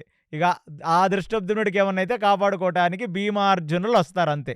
దృష్టద్యుమ్నుడికి కుడివైపు అర్జునుడున్నాడు. దృష్టద్యుమ్నుడికి ఎడం వైపు భీముడున్నాడు. దృష్టద్యుమ్నుడికి వెనకాల వైపు ధర్మరాజు, నకుల సహదేవులంతా ఉన్నారు. ఇక ఒక్కసారిగా ఒక శంఖనాదంతో ద్రోణాచార్యుడు మళ్ళీ తన శంఖాన్ని పూరించి, ఇదొక నైట్ యుద్ధం. ఇక మిడ్ నైట్ వరకు వెళ్తుంది ఈ యుద్ధం. అలాంటి ఒక యుద్ధం. అటువైపు కౌరవులందరూ ఇక విశేషంగా నమఃపార్వతీపతయే హర హర మహాదేవ అని వాళ్ళు అరుస్తుంటే, ఇటువైపు కళ్ళు ప్రీణయామో వాసుదేవం అని సింహగర్జన చేస్తూ వీళ్ళు కదులుతుంటే, పైన ఉన్న దేవతలందరూ ఇక ఈ మిడ్ నైట్ సినిమాలు చూడటానికి పైన మంచిగా కూర్చొని ఉన్నారు. అక్కడికి వ్యాసుడు కూడా వచ్చాడంట. ఇప్పుడు నారద వ్యాసుల వారు పక్కనే కూర్చొని చూస్తుంటే సంజయుడు చెప్తున్నాడు ధృతరాష్ట్రుడికి, పొయ్యి రాత్రిపూట యుద్ధం పెట్టుకున్నారు మీ వాళ్ళు, ఈ సినిమా మొత్తం దేవతలు చూస్తున్నారు. ఇక ఇప్పుడు చూద్దాం ఈ రాత్రి ఎంత కోలాహలంగా ఉండబోతుందో ధృతరాష్ట్ర అని సంజయుడు చెప్తుండగా, ఇక ఒక్కసారిగా ద్వంద్వ యుద్ధాలు మొదలయ్యాయి. ఈ ద్వంద్వ యుద్ధాలు ఎవరికంటే, ఇక దుర్యోధనుడు కూడా ఇంకా విపరీతమైన కోపంతో ఉన్నాడు. ఆ భీముణ్ణి అటాక్ చేస్తున్నాడు దుర్యోధనుడు. ఫాములో ఉన్న భీముణ్ణి దుర్యోధనుడు అటాక్ చేస్తున్నాడు. దుర్యోధనుడు వైపు ఈ లైట్లతో 10,000 సైనిక బలం దుర్యోధనుడు వైపు ఉంది. ఇక శల్యుడు విరాటరాజుని ఎలాగన్నా చంపుదాం అని విరాటరాజుని శల్యుడు అటాక్ చేస్తున్నాడు. ఇక అర్జునుడు ఇక ఆ కౌరవుల సేనలో తన యొక్క రథాన్ని ఇవాళ రాత్రి జరుగుతున్న యుద్ధంలో అసలు కృష్ణుడు ముందున్న ఆ గుర్రాలు, శ్రీకృష్ణుడు అటువైపున్న అర్జునుడు వాళ్ళ రథమంతా ఒక ఏదో ఇంద్రధనస్సు మెరిసినట్టు కలర్ఫుల్ లైట్లతో మొత్తం డెకరేట్ అవ్వడుంది వాళ్ళ అర్జునుడి యొక్క రథం. దాంతో దూసుకెళ్ళిపోతుంటే అసల ఆ కౌరవులకి మామూలుగానే కృష్ణార్జునులు దూసుకు వెళుతుంటే వాళ్ళని ఎదుర్కోవటం కష్టం. ఇవాళ ఆ దేవదత్తాన్ని పూరిస్తూ, ఆ గాండీవం యొక్క వింటినారి టంకారాన్ని మోగిస్తూ అటువైపు వెళుతుంటే ఆ సౌండ్‌కే వాళ్ళు పొద్దున్న చెవులు మూసుకుంటారు. ఇవాళ ఏదో ఒక లైట్లు కళ్ళ మీద పడి, వాళ్ళకి ఆ లైట్లు, ఆ సౌండు కనబడి, వాళ్ళసలు అర్థం కాక కౌరవుల సేన ఇటు అటు పరిగెడుతుందంట వీళ్ళ రథం ముందుకు వెళ్ళిపోతుంటే.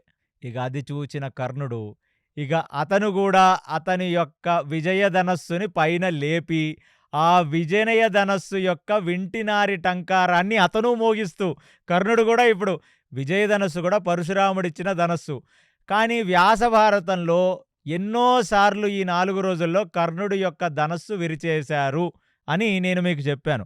అప్పుడు వరకు విజయధనస్సు ఎందుకు వాడలేదో మనకు అర్థం గాని ఒక సూక్ష్మం. కానీ ఇప్పుడు కర్ణుడు మళ్ళీ రీలోడెడ్‌గా తన విజయధనస్సును నిలిపి, అతను గూడా వింటిని టంకారం చేసుకుంటూ ముందుకు వెళుతున్నాడంట పరశురాముడిచ్చిన రథంతో. ఇది చూసి దుర్యోధనుడు ఎంతగానో ఆనందపడ్డాడు. ఎట్టి పరిస్థితుల్లో ఈ కర్ణుడు బీభత్సం చేస్తాడు, కర్ణుడు తన పూర్తి వైభవం చూపిస్తాడంటే ఏ రోజుకా రోజు కర్ణుడెప్పుడు బీభత్సం చేస్తాడో చూద్దామని దుర్యోధనుడు ఆలోచిస్తూనే ఉన్నాడు. కానీ ఇప్పుడు మాత్రం ఈ రాత్రి యుద్ధంలో తన విజయధనస్సుని నిలబెట్టి ఇక సింహగర్జన చేసుకుంటూ కర్ణుడు ఆ కృష్ణార్జునుల వైపుకు దూసుకు వెళుతున్నాడు. ఇక ఆ కృష్ణార్జునుల వైపుకు దూసుకు వెళుతుంటే కర్ణుడు, ఆ కృష్ణుడు కూడా కర్ణుడి వైపుకు చాలా ధీటుగా వచ్చి, ఆ కర్ణుడు పక్కన్నించి రథాన్ని తీసుకుంటూ వెళ్ళిపోయి మళ్ళీ కౌరవుల సేనలోకి చొచ్చుకు వెళ్ళిపోయాడు. సాత్యకి కర్ణుడు ముందు నిలబడ్డాడు. ఇక కర్ణుడికి ఒక క్షణం అర్థం కాల. ఏంటి సాత్యకి ముందుకొచ్చాడు అంటే కృష్ణుడు అర్జునుడిని కర్ణుడు ముందు పెట్టాలని అనుకోవట్లేదు ఇప్పటి నుంచి. దాని రీజన్ మీకు ఆఖరిలో తెలుస్తుంది. ఇక సాత్యకి కర్ణుడిని విశేషంగా బాణాలు వేసి కర్ణుడికి సాత్యకి ఒక దీర్ఘకాల యుద్ధం జరుగుతుంది. ఇక సాత్యకి కర్ణుడిని పూర్తిగా కొట్టడానికి ప్రయత్నించి ఆ కర్ణుడిని కొట్టలేక సాత్యకి ఎంతగానో పరితపిస్తున్నాడు. కానీ కర్ణుడు కూడా ఇప్పుడు చాలా ధీటైన సమాధానం సాత్యకి ఇస్తున్నాడు. ఇక సాత్యకి ఒక్క క్షణం కర్ణుడిని ఎలాగైనా మనం నిగ్రహించాలి. ఎందుకంటే 14వ రోజు పొద్దున్నే కర్ణుడు విజయధనస్సు లేకుండా ఉన్నప్పుడే సాత్యకి కొట్టి బయటికి తోసేశాడు కదా! ఇప్పుడు విజయధనస్సుతో ఉన్న కర్ణుడిని తోస్తే తప్ప ఈ సాత్యకి ఆనందం ఉండదు. అలాంటిది ఆ కర్ణుడు పక్కన ఉండగానే కర్ణుడు యొక్క ధనస్సును కొడితే ఆ ధనస్సు ఇరిగేది కాదు. ఎన్నిసార్లు ప్రయోగించినా ఆ కర్ణుడు ధనస్సు విరవలేక కర్ణుడు వైపుకు అతని యొక్క కవచం వైపుకు బాణాలు వేసి, తన గుర్రం వైపుకు బాణాలు వేసి, గుర్రం సారథి వైపుకు బాణాలు వేసి, కొన్ని విశేష బాణాలతో కర్ణుడి యొక్క రథ చక్రాన్ని విరగొట్టేసి సాత్యకి కర్ణుడి యొక్క కొడుకుని ఆ రోజు, అంటే కర్ణుడికి చాలామంది కొడుకులున్నారు. సో, అందులో ఆ 14వ రోజు ఒకానొక కొడుకుని సాత్యకి చంపేశాడు. అది చూచిన కర్ణుడు ఫుల్లుగా ట్రిగర్ అయ్యి, ఇప్పుడు ఆ దుర్యోధనుడి దగ్గరికి వెళ్ళి, మన సక్సెస్ ఏంటంటే ఇవాళ అర్జునుడినో, కృష్ణుడినో, భీముడినో చంపటం కాదు. ఈ ధృష్టద్యుమ్నుడు, సాత్యకి వీళ్ళిద్దరూ గాని పడిపోయారంటే పాండవుల వెన్నుముకిరిగినట్టే. కాబట్టి ఎట్టి పరిస్థితుల్లో మనం సాత్యకిని ఈ రాత్రికి చంపాల్సిందే. ఎందుకంటే ఈ సాత్యకి చేస్తున్న బీభత్సం అంతా ఇంత కాదు. అందులో సాత్యకి నా కొడుకుని చంపాడు, నేను ట్రిగర్ అయ్యాను దుర్యోధన అంటే, ఒక సాత్యకి మీదకి దుర్యోధన కర్ణ ప్లస్ సాత్యకి, ఆ దుర్యోధన కర్ణ ప్లస్ కర్ణుడి యొక్క తమ్ముళ్ళు, ఆ కర్ణుడి యొక్క కొడుకులు, దుర్యోధనుడి యొక్క కొడుకులు, దుర్యోధన దుశ్శాసనుడు కొడుకులు, మిగతా మిగిలిన కౌరవులు 10,000 గజదళం, కొన్ని వేల రథాలన్నీ తీసుకొని సాత్యకిని ముట్టాయి. సాత్యకిని చుట్టుముట్టాయన్న సంగతి చూసి ఇవాళ సాత్యకి చేతిలో నా కొడుకు చనిపోయాడనే బాధతో బాహ్లీక, సోమదత్తులు గూడా వచ్చేశారు.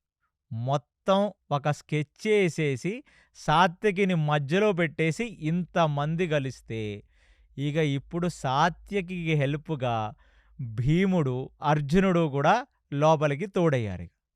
ఇక భీమార్జునులు సాత్యకికి తోడయ్యి ఇగ చేసిన బీభత్సం అంతా ఇంతా కాదు.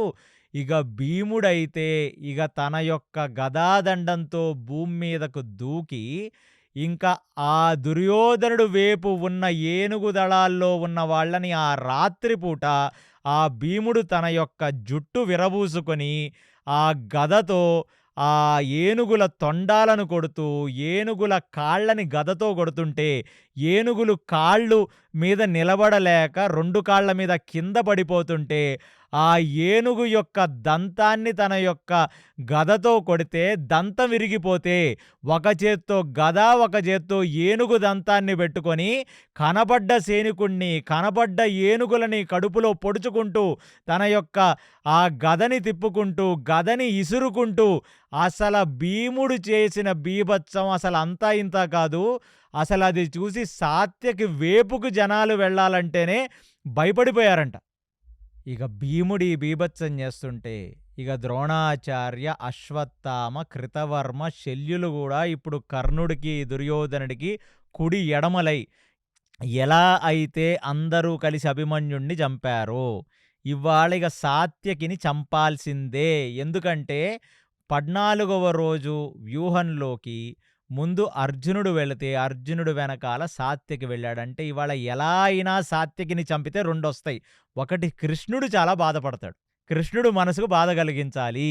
ఇవాళ ఎట్టి పరిస్థితుల్లోనూ ప్లస్ వీళ్ళకున్న అతి పెద్ద యోధుడిని మనం చంపేయాలి అని ద్రోణ, అశ్వత్థామ, శల్య అందరూ కలిసి సాత్యకి మీదకి వాళ్ళు వస్తుంటే, ఇక భీముడు దొరికిన గజదళంలో ఉన్నవాడిని, దొరికిన రథాన్ని చంపుకుంటూ భీముడు అరివీర భయంకర యుద్ధం భీముడు చేస్తుంటే, ఇక అర్జునుడు అటువైపొచ్చిన ద్రోణాచార్యుడిని, అశ్వత్థామని నిగ్రహించే ప్రయత్నం ఈ అర్జునుడు చేస్తుంటే, ఇక శల్యుడు విరాటరాజు యొక్క ఇంకొక తమ్ముడైన శతానికుడనే ఒక వాడిని శల్యుడు చంపేశాడు ఒక బళ్ళెం వేసి.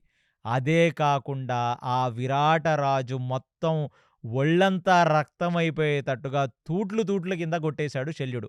ఇక ఆ యుద్ధం చెయ్యలేక విరాటరాజు రథం మీద పడిపోతే, ఇక ధర్మరాజు ఎంతగానో బాధపడి తనని నమ్ముకొనొచ్చిన విరాటరాజు, తనకు ఆశ్రయం ఇచ్చిన విరాటరాజు ఇలా పడిపోయాడని ఆ ధర్మరాజుగ పూర్తి బీభత్సంగా ఆ శల్యుడి మీదకు బాణ పరంపరగా ఏసి శల్యుడిని నిగ్రహించే ప్రయత్నం చేశాడు. అంటే 14వ రోజు యుద్ధంలో ధర్మరాజు పెద్దగా యుద్ధం చేసినట్లు వేరే రోజుల్లో లేదు గాని, శల్యుడిని నిగ్రహించే ప్రయత్నం చేస్తుంటే కరెక్ట్‌గా అప్పుడు ద్రోణుడు వచ్చేసాడు. అంటే ఎట్టి పరిస్థితుల్లో నేను కవచం తీయనని ప్రమాణం చేశాడు గదా! కనీసం ఈ ధర్మరాజునైనా నేను పట్టుకుంటే, కనీసం ఈ బ్రాహ్మణుడు చేసిన ప్రతిజ్ఞన్నా నెరవేర్చుకుంటాడని చెప్పి ఆ ధర్మరాజు ముందుకొచ్చిన ఈ ద్రోణాచార్యులు ఇక ధర్మరాజు వైపుకు విశేషమైన బాణాలు వేసి ధర్మరాజు యొక్క ధనస్సుని, ధర్మరాజు యొక్క రథాన్ని విరగ్గొట్టే ప్రయత్నం చేస్తుంటే, ధర్మరాజు కూడా ద్రోణాచార్యుడికి అంతే ధీటు సమాధానం చెప్పాడంట. ఒకానొక సందర్భంలో అసల ధర్మరాజే ద్రోణాచార్యుణ్ణి గెలుస్తాడేమో అని అనిపించింది. అదే కాక ద్రోణాచార్యుడు ధర్మరాజు వైపుకు 2 అస్త్రాలను కూడా ప్రయోగించాడు. ఒకటి వాయువ్యాస్త్రాన్ని, ఒకటి ఆగ్నేయాస్త్రాన్ని కూడా ప్రయోగిస్తే ధర్మరాజు, యుధిష్ఠిరుడు ఆ అస్త్రాలను కూడా తట్టుకొని నిలబడ్డాడంట. అంటే ఇక్కడ మనం ఎంతో కొంత ధర్మరాజుకు కూడా చాలా భీకరమైన శక్తి ఉందనే చెప్పుకోవాలి. ఎందుకంటే ద్రోణాచార్యుడు నిగ్రహించే ప్రయత్నం చేస్తే ఇక అశ్వత్థామ, ద్రోణాచార్యుడు ఒకళ్ళ మొఖాలొకళ్ళు చూసుకున్నారు. అసల ఇన్ని రోజులు ఈ ధర్మరాజుని కాపాడటానికి సాత్యకి గాని, విరాటరాజు గాని, దృష్టద్యుమ్నుడు గాని ఎవరో ఉంటారు. అలాంటిది ఇవాళ ఎవరూ కాపాడకుండా రాత్రిపూట జరుగుతున్న యుద్ధంలో ధర్మరాజుకింత సాహసం ఎట్లొచ్చింది?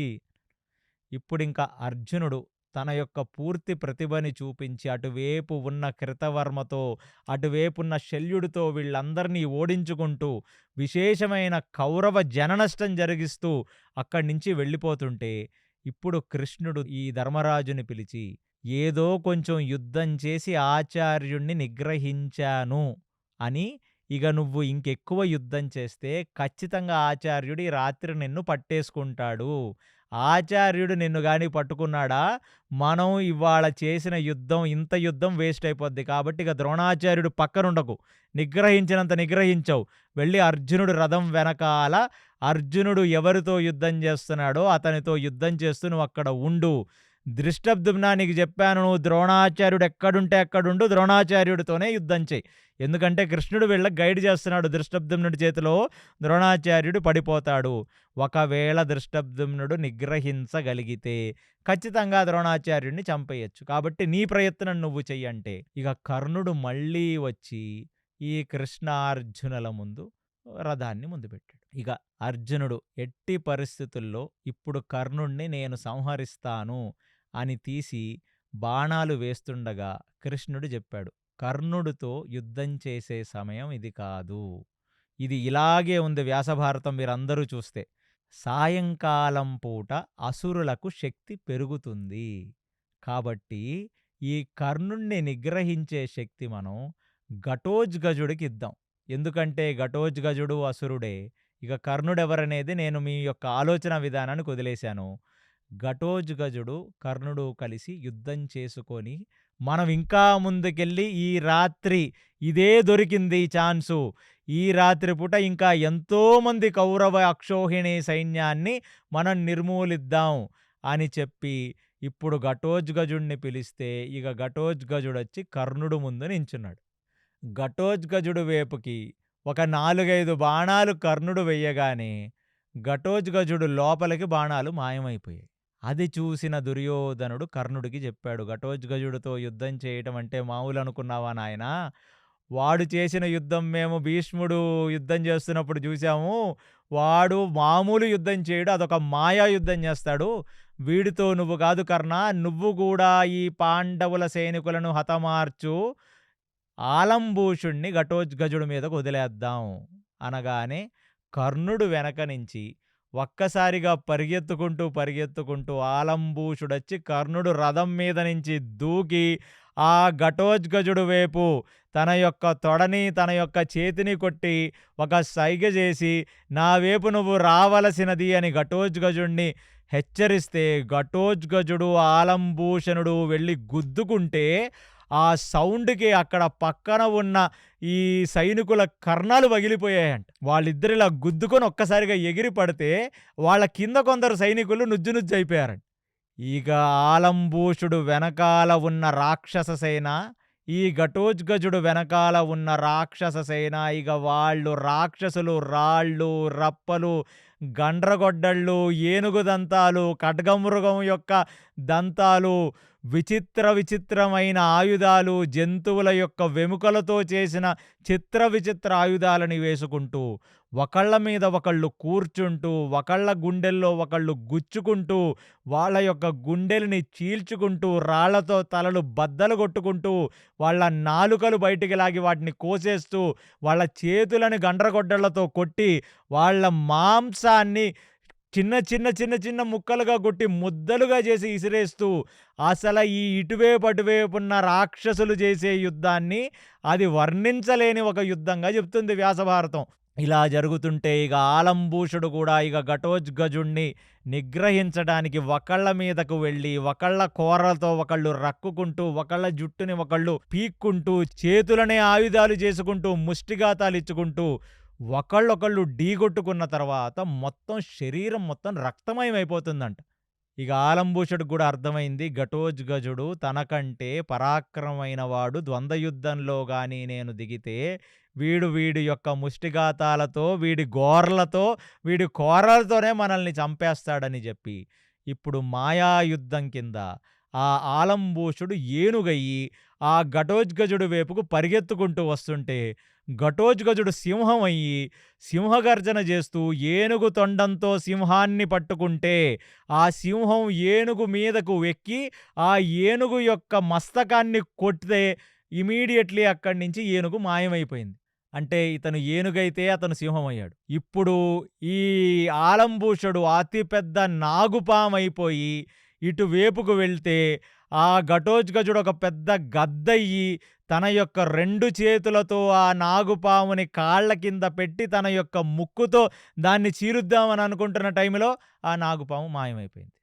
ఇటువైపు తను ఒక పెద్ద పులి అయితే, అటువైపు ఇతను ఒక పెద్ద సింహం అయ్యి, ఆ పులి మీదకు దూకి, ఆ సింహం పులి కంఠాన్ని పట్టి నొక్కేద్దాం, తినేద్దాం అని అనుకుంటున్న టైంలో పులి మాయమైపోయింది. ఇక ఆలంబూషుడికి అర్థం కాక ఒక పెద్ద మేఘమై, ఆ మేఘమయ్యి ఆ ఘటోత్కచుడి మీదకు మేఘంలాగా వస్తుంటే, ఘటోత్కచుడు ఒక పెద్ద గాలయ్యి ఆ మేఘాన్ని అట్నుంచి తోసేశాడు. ఇప్పుడు ఆలంబూషుడు ఒక పెద్ద అగ్నిగోళంలాగా, అసలు సూర్యుడు పైనున్నాడా కిందున్నాడా అనేటట్టుగా ఆ రాత్రిపూట ఒక పెద్ద జ్వాల, ఒక తేజస్సులాగా, ఒక పెద్ద అగ్నిగోళంలాగా ఇలా పరిగెత్తుకుంటూ వచ్చి తను ఒక అగ్నిగోళంలాగా మారిపోయి, ఆ అగ్నిగోళం అసలు దూసుకుంటూ ఘటోత్కచుడి మీదకొస్తుంటే, ఘటోత్కచుడు రాహువైపోయి, అంటే సూర్యుడిని ఎలా అయితే రాహు అడ్డం పెడితే మనకి ఈ గ్రహణం వస్తుందో, అలా ఒక రాహువైపోయి ఆ అగ్నిగోళాన్ని ముందుకెళ్తే అగ్నిగోళం ఆ రాహువుని గుద్దుకొని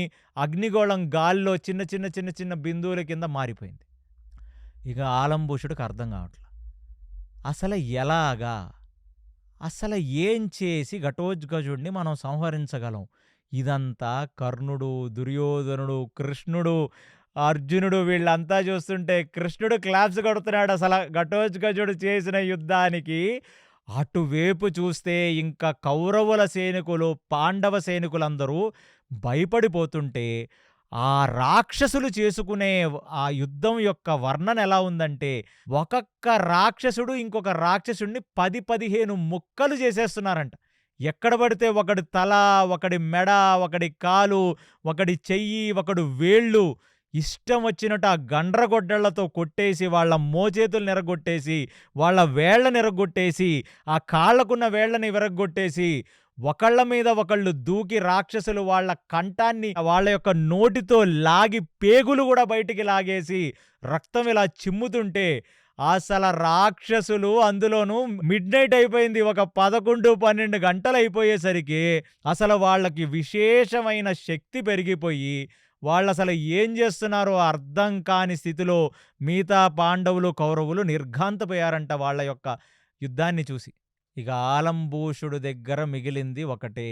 ఇక తన యొక్క పూర్తి శక్తిని తను ప్రయోగించి, చాలా తలల గల్ల ఒక పెద్ద సర్పంలాగా, ఒక ఆదిశేషుడిలాగా, ఒక వాసుకిలాగా మారిపోయి, తను పూర్తిగా ఒక పెద్ద పాము పైకిలా ఎదిగిపోయి, ఆకాశమంత ఎదిగిపోయిన ఆ పాము ఇక తన యొక్క నోటితో బుసలు కొడుతూ, విషాన్ని చిమ్ముతూ, అగ్ని, ఆ విషంలోంచి ఒక తేజస్సుగా అగ్ని బయటకొచ్చి, ఆ పాము మెలికలు తిరుక్కుంటూ తన రకరకాల తలలలోంచి విషము, అగ్ని చిమ్ముకుంటూ ఆ ఘటోత్కచుడి వైపుకు దూసుకు వస్తుంటే, ఘటోత్కచుడు చాలా పెద్దవాడైపోయి, ఒక కొండంత పెద్దవాడైపోయి, ఈ పాము బుసలు కొట్టుకుంటూ వస్తుంటే, తను ఒక్కసారిగా అది మాయమైపోతే, ఆ పాము ఆ ఘటోత్కచుడి శరీరం లోపల నుంచి బయటికి వెళ్ళిపోయింది.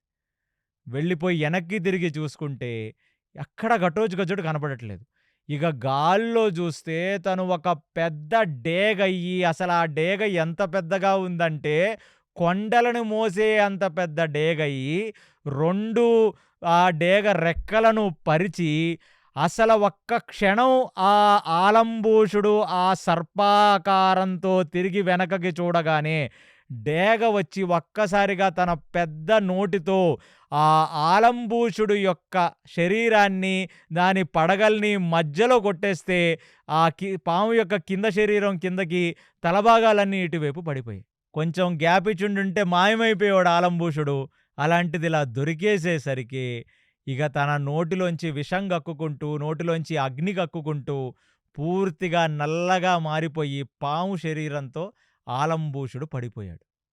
ఇక ఇది చూచిన ఘటోత్కచుడు ఇంకక్కడ నిలబడి కౌరవ సైనికుల్ని చూచి 2 చేతులతో తన గుండెల్ని గుద్దుకుంటూ, అంటే తనకది ఒక రాక్షస ఆనందం, గుండెల్ని గుద్దుకుంటూ అతను నోరు తెరిచి పెద్ద ఆకారంతో ఒక గర్జన చేస్తే కౌరవుల సైనికులంతా చెవులు మూసుకున్నారంట. ఇది చూచిన దుర్యోధనుడికి అర్థం కాల. ఇక కర్ణుడు ఎలాగ అసల ఆలంబూషుడు లాంటి వాళ్ళే ఇలా చేస్తే, కర్ణుడు ఎలా ఘటోత్కచుడిని నిగ్రహించగలడు? అసలెలా యుద్ధం చేయగలడు? కర్ణుడు కేవలం ధనుర్విద్యతోనే నిగ్రహించాలి. అది ఎలాగో అర్థం కాక అయోమయ స్థితిలో ఉంటే, శల్య, కర్ణ, ద్రోణ, అశ్వత్థామ, కృతవర్మ అంతా నోటి మీద వేలేసుకొని ఆ ఘటోత్కచుడిని చూస్తుంటే, ఇప్పుడు వెనక నుంచి ఒక పెద్ద రాక్షసుడొచ్చాడొకడు. వాడిప్పటి వరకు అసలు యుద్ధమే చేయలేదు కౌరవుల వైపు. వాడి పేరేంటంటే హలాయుధ. ఈ హలాయుధ ఎవరయ్యా అంటే, ఏ భీముడైతే కిమ్మీరుణ్ణి చంపాడో వనపర్వంలో, ఏ భీముడైతే హిడింబాసురుణ్ణి చంపాడో, ఏ భీముడైతే ద్రౌపదీ కళ్యాణానికి ముందు బకాసురుణ్ణి చంపాడో ఏకచక్ర గ్రామంలో, వీళ్ళందరికీ బంధువు వాడు. ప్లస్ ఏ భీముడైతే బ్రాహ్మణ వేషధారణలో మారిపోయి ఆ దౌమ్యుడి దగ్గరకొచ్చి వేదం నేర్చుకుంటానని చెప్పి ధర్మరాజుని గంధమాదన పర్వతం మీద బందీ చేసి అక్కడి నుంచి తీసుకువెళ్ళిపోదామని అనుకున్నాడో జటాసురుడు, ఆ రాక్షసుడు, వాడికి తమ్ముడు వరస అవుతాడు. అలాంటి హలాయుధ ముందుకొచ్చి, ఇంతమంది చావుకి నేను ప్రతీకారం తీర్చుకోవాలని వెయిట్ చేస్తున్నాను. ఇవాళ రాత్రిపూట జరుగుతున్న యుద్ధంలో ఘటోత్కచుడి యొక్క వైభవం చూసి నేను అసురుణ్ణే, నాకు విశేషమైన శక్తి రాత్రిపూటే వస్తది.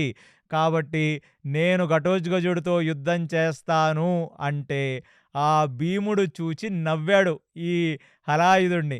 ఇక హలాయుధుడు వెళ్ళి ఒక్కసారిగా నిలబడి తన గుండెల్ని కొట్టుకుంటున్న ఘటోత్కచుడిని ఢీకొడితే ఘటోత్కచుడు వెనక్కి పడ్డాడు. వెనక్కి పడి ఒక్కసారిగా లేచి నించొని హలాయుధు యొక్క కంఠాన్ని పట్టుకొని తీసుకువెళ్ళి కింద పడేసి, ఆ హలాయుధు యొక్క గుండెల్లో తను ముష్టిఘాతాలతో గుద్దుతూ, తన యొక్క తలని భూమికేసి కొడుతూ తన మీద కూర్చుండిపోయాడు ఘటోత్కచుడు. అలా మీద కూర్చున్న ఘటోత్కచుడిని కాలితో తన్ని ముందుకు తోసేశాడు హలాయుధ. ఇక ఇద్దరూ కలిసి రాక్షసుల్లాగా నిలబడి వాళ్ళ యొక్క ఆకారాన్ని పెద్దది చేసుకోవటం మొదలుపెట్టారు. అసలు మామూలు క్షత్రియులు చేసే యుద్ధం ఒక క్లాస్ యుద్ధం. రాక్షసులు చేసే యుద్ధం అదొక వీరమాసది. ఆ యుద్ధాన్ని చూచి ఇంకా ఆ రాక్షసులు ఎవరైతే ఘటోత్కచుడు సైన్యంలో మిగిలిపోయారో వాళ్ళందరూ కూడా ఇక మిగతా రాక్షసుల మీదకి గండ్రగొడ్డళ్ళు, రాళ్ళు, రప్పలు వేసుకుంటుంటే, ఇక దుర్యోధనుడు చెప్పాడు, ఈ హలాయుధుడు ఎలాగైనా ఇవాళ ఘటోత్కచుడిని ఎంతో కొంత గాయపరచాలి. ఇక గాయపరచలేని పక్షాన ఈ రాత్రి మనకు గడుస్తుందని మనకి నమ్మకం లేదు అని అందరలా చూస్తుంటే, ఆ ఘటోత్కచుడు ఈ హలాయుధని కిందకు తోసేసి ఒక విశేషమైన రాళ్లను తీసి తన కాళ్ళ మీద కొట్టి, తన కడుపు భాగాన్ని మొత్తం కొట్టి, తన నుదిటి మీద కొడితే ఆ హలాయుధ అలా ఒక్క నిమిషం మాయమైపోయాడు. ఇక వీళ్ళు కాసేపు ఒకళ్ళ మీద ఒకళ్ళు ముష్టిఘాతాలతో యుద్ధం చేసుకుంటూ, ఒక్కొక్కళ్ళు మాయమైపోతూ ఆ యుద్ధం దీర్ఘకాలం సాగింది. ఇక 12 దాటింది. అది కాలరాత్రి. ఇక ఆ 12 గంటలు దాటిన తర్వాత ఇంక ఎక్కడ లేని అసుర శక్తి అంతా ఈ భూమి మీద ప్రళయతాండవం చేస్తది. అలాగ ఇక ఈ హలాయుధకి తన యొక్క కిమ్మీర, బకాసుర, హిడింబాసురుల యొక్క ఆత్మ ఆవేశమంతా అతనిలో పూని అతనింకా శక్తివంతమైతే, ఇక బకాసురుడు కూడా తను చేసిన ఈ తంత్రశక్తి, తన దగ్గర ఉన్న ఈ అసుర శక్తి మొత్తాన్ని తీసుకొని 2 పెద్ద కొండలుగా ఏర్పడి ఒకళ్ళనొకళ్ళు ముష్టిఘాతాలతో కొట్టుకుంటూ ముందుకు సాగి వాళ్ళు పరిగెడుతుంటే, ఇటువైపు కౌరవుల సైనికులు, అటువైపు పాండవుల సైనికులు ఆ దారి నుంచి పరిగెడుతుండే. ఎందుకంటే వాళ్ళు కింద పడితే వాళ్ళ కింద నుజ్జైపోవాలి.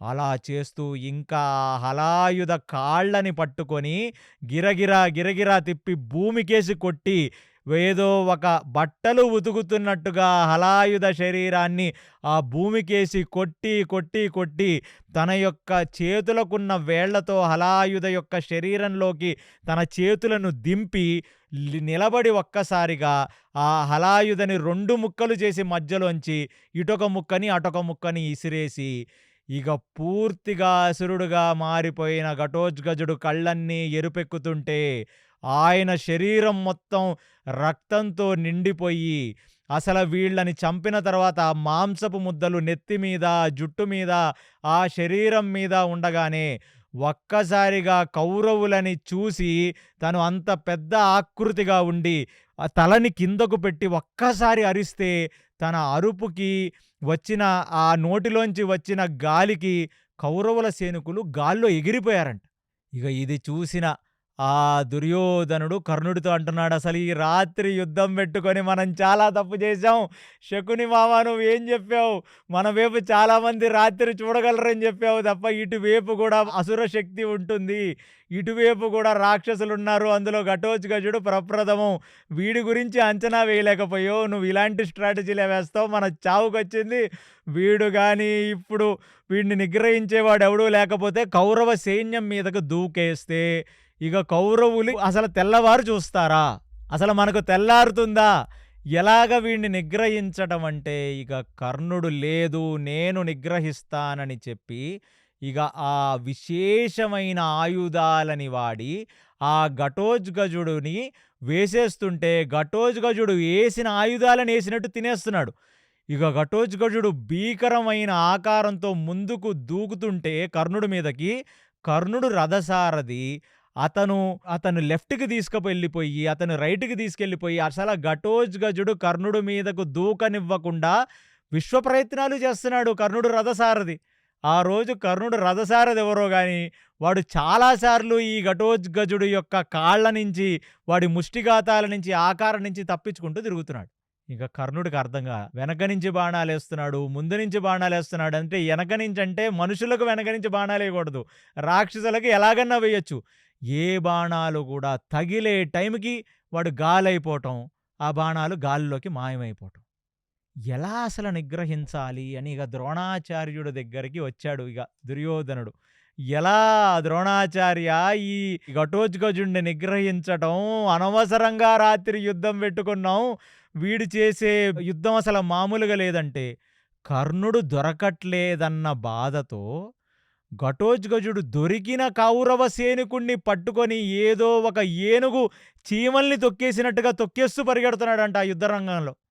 ఇక కర్ణుడి యొక్క రథం ఆ ఘటోత్కచుడు ఉన్న వైపుకు వెళుతుంటే అతను చేతిలో ఒక గండ్రగొడ్డలి పట్టుకొని ఆ రథాన్ని విరగ్గొట్టటానికి ఆ రథం వైపుకేస్తుంటే రథసారథి ఇటు తిప్పుకుంటూ అటు తిప్పుకుంటూ అంటే మీ ఊహకు వదిలేశాను.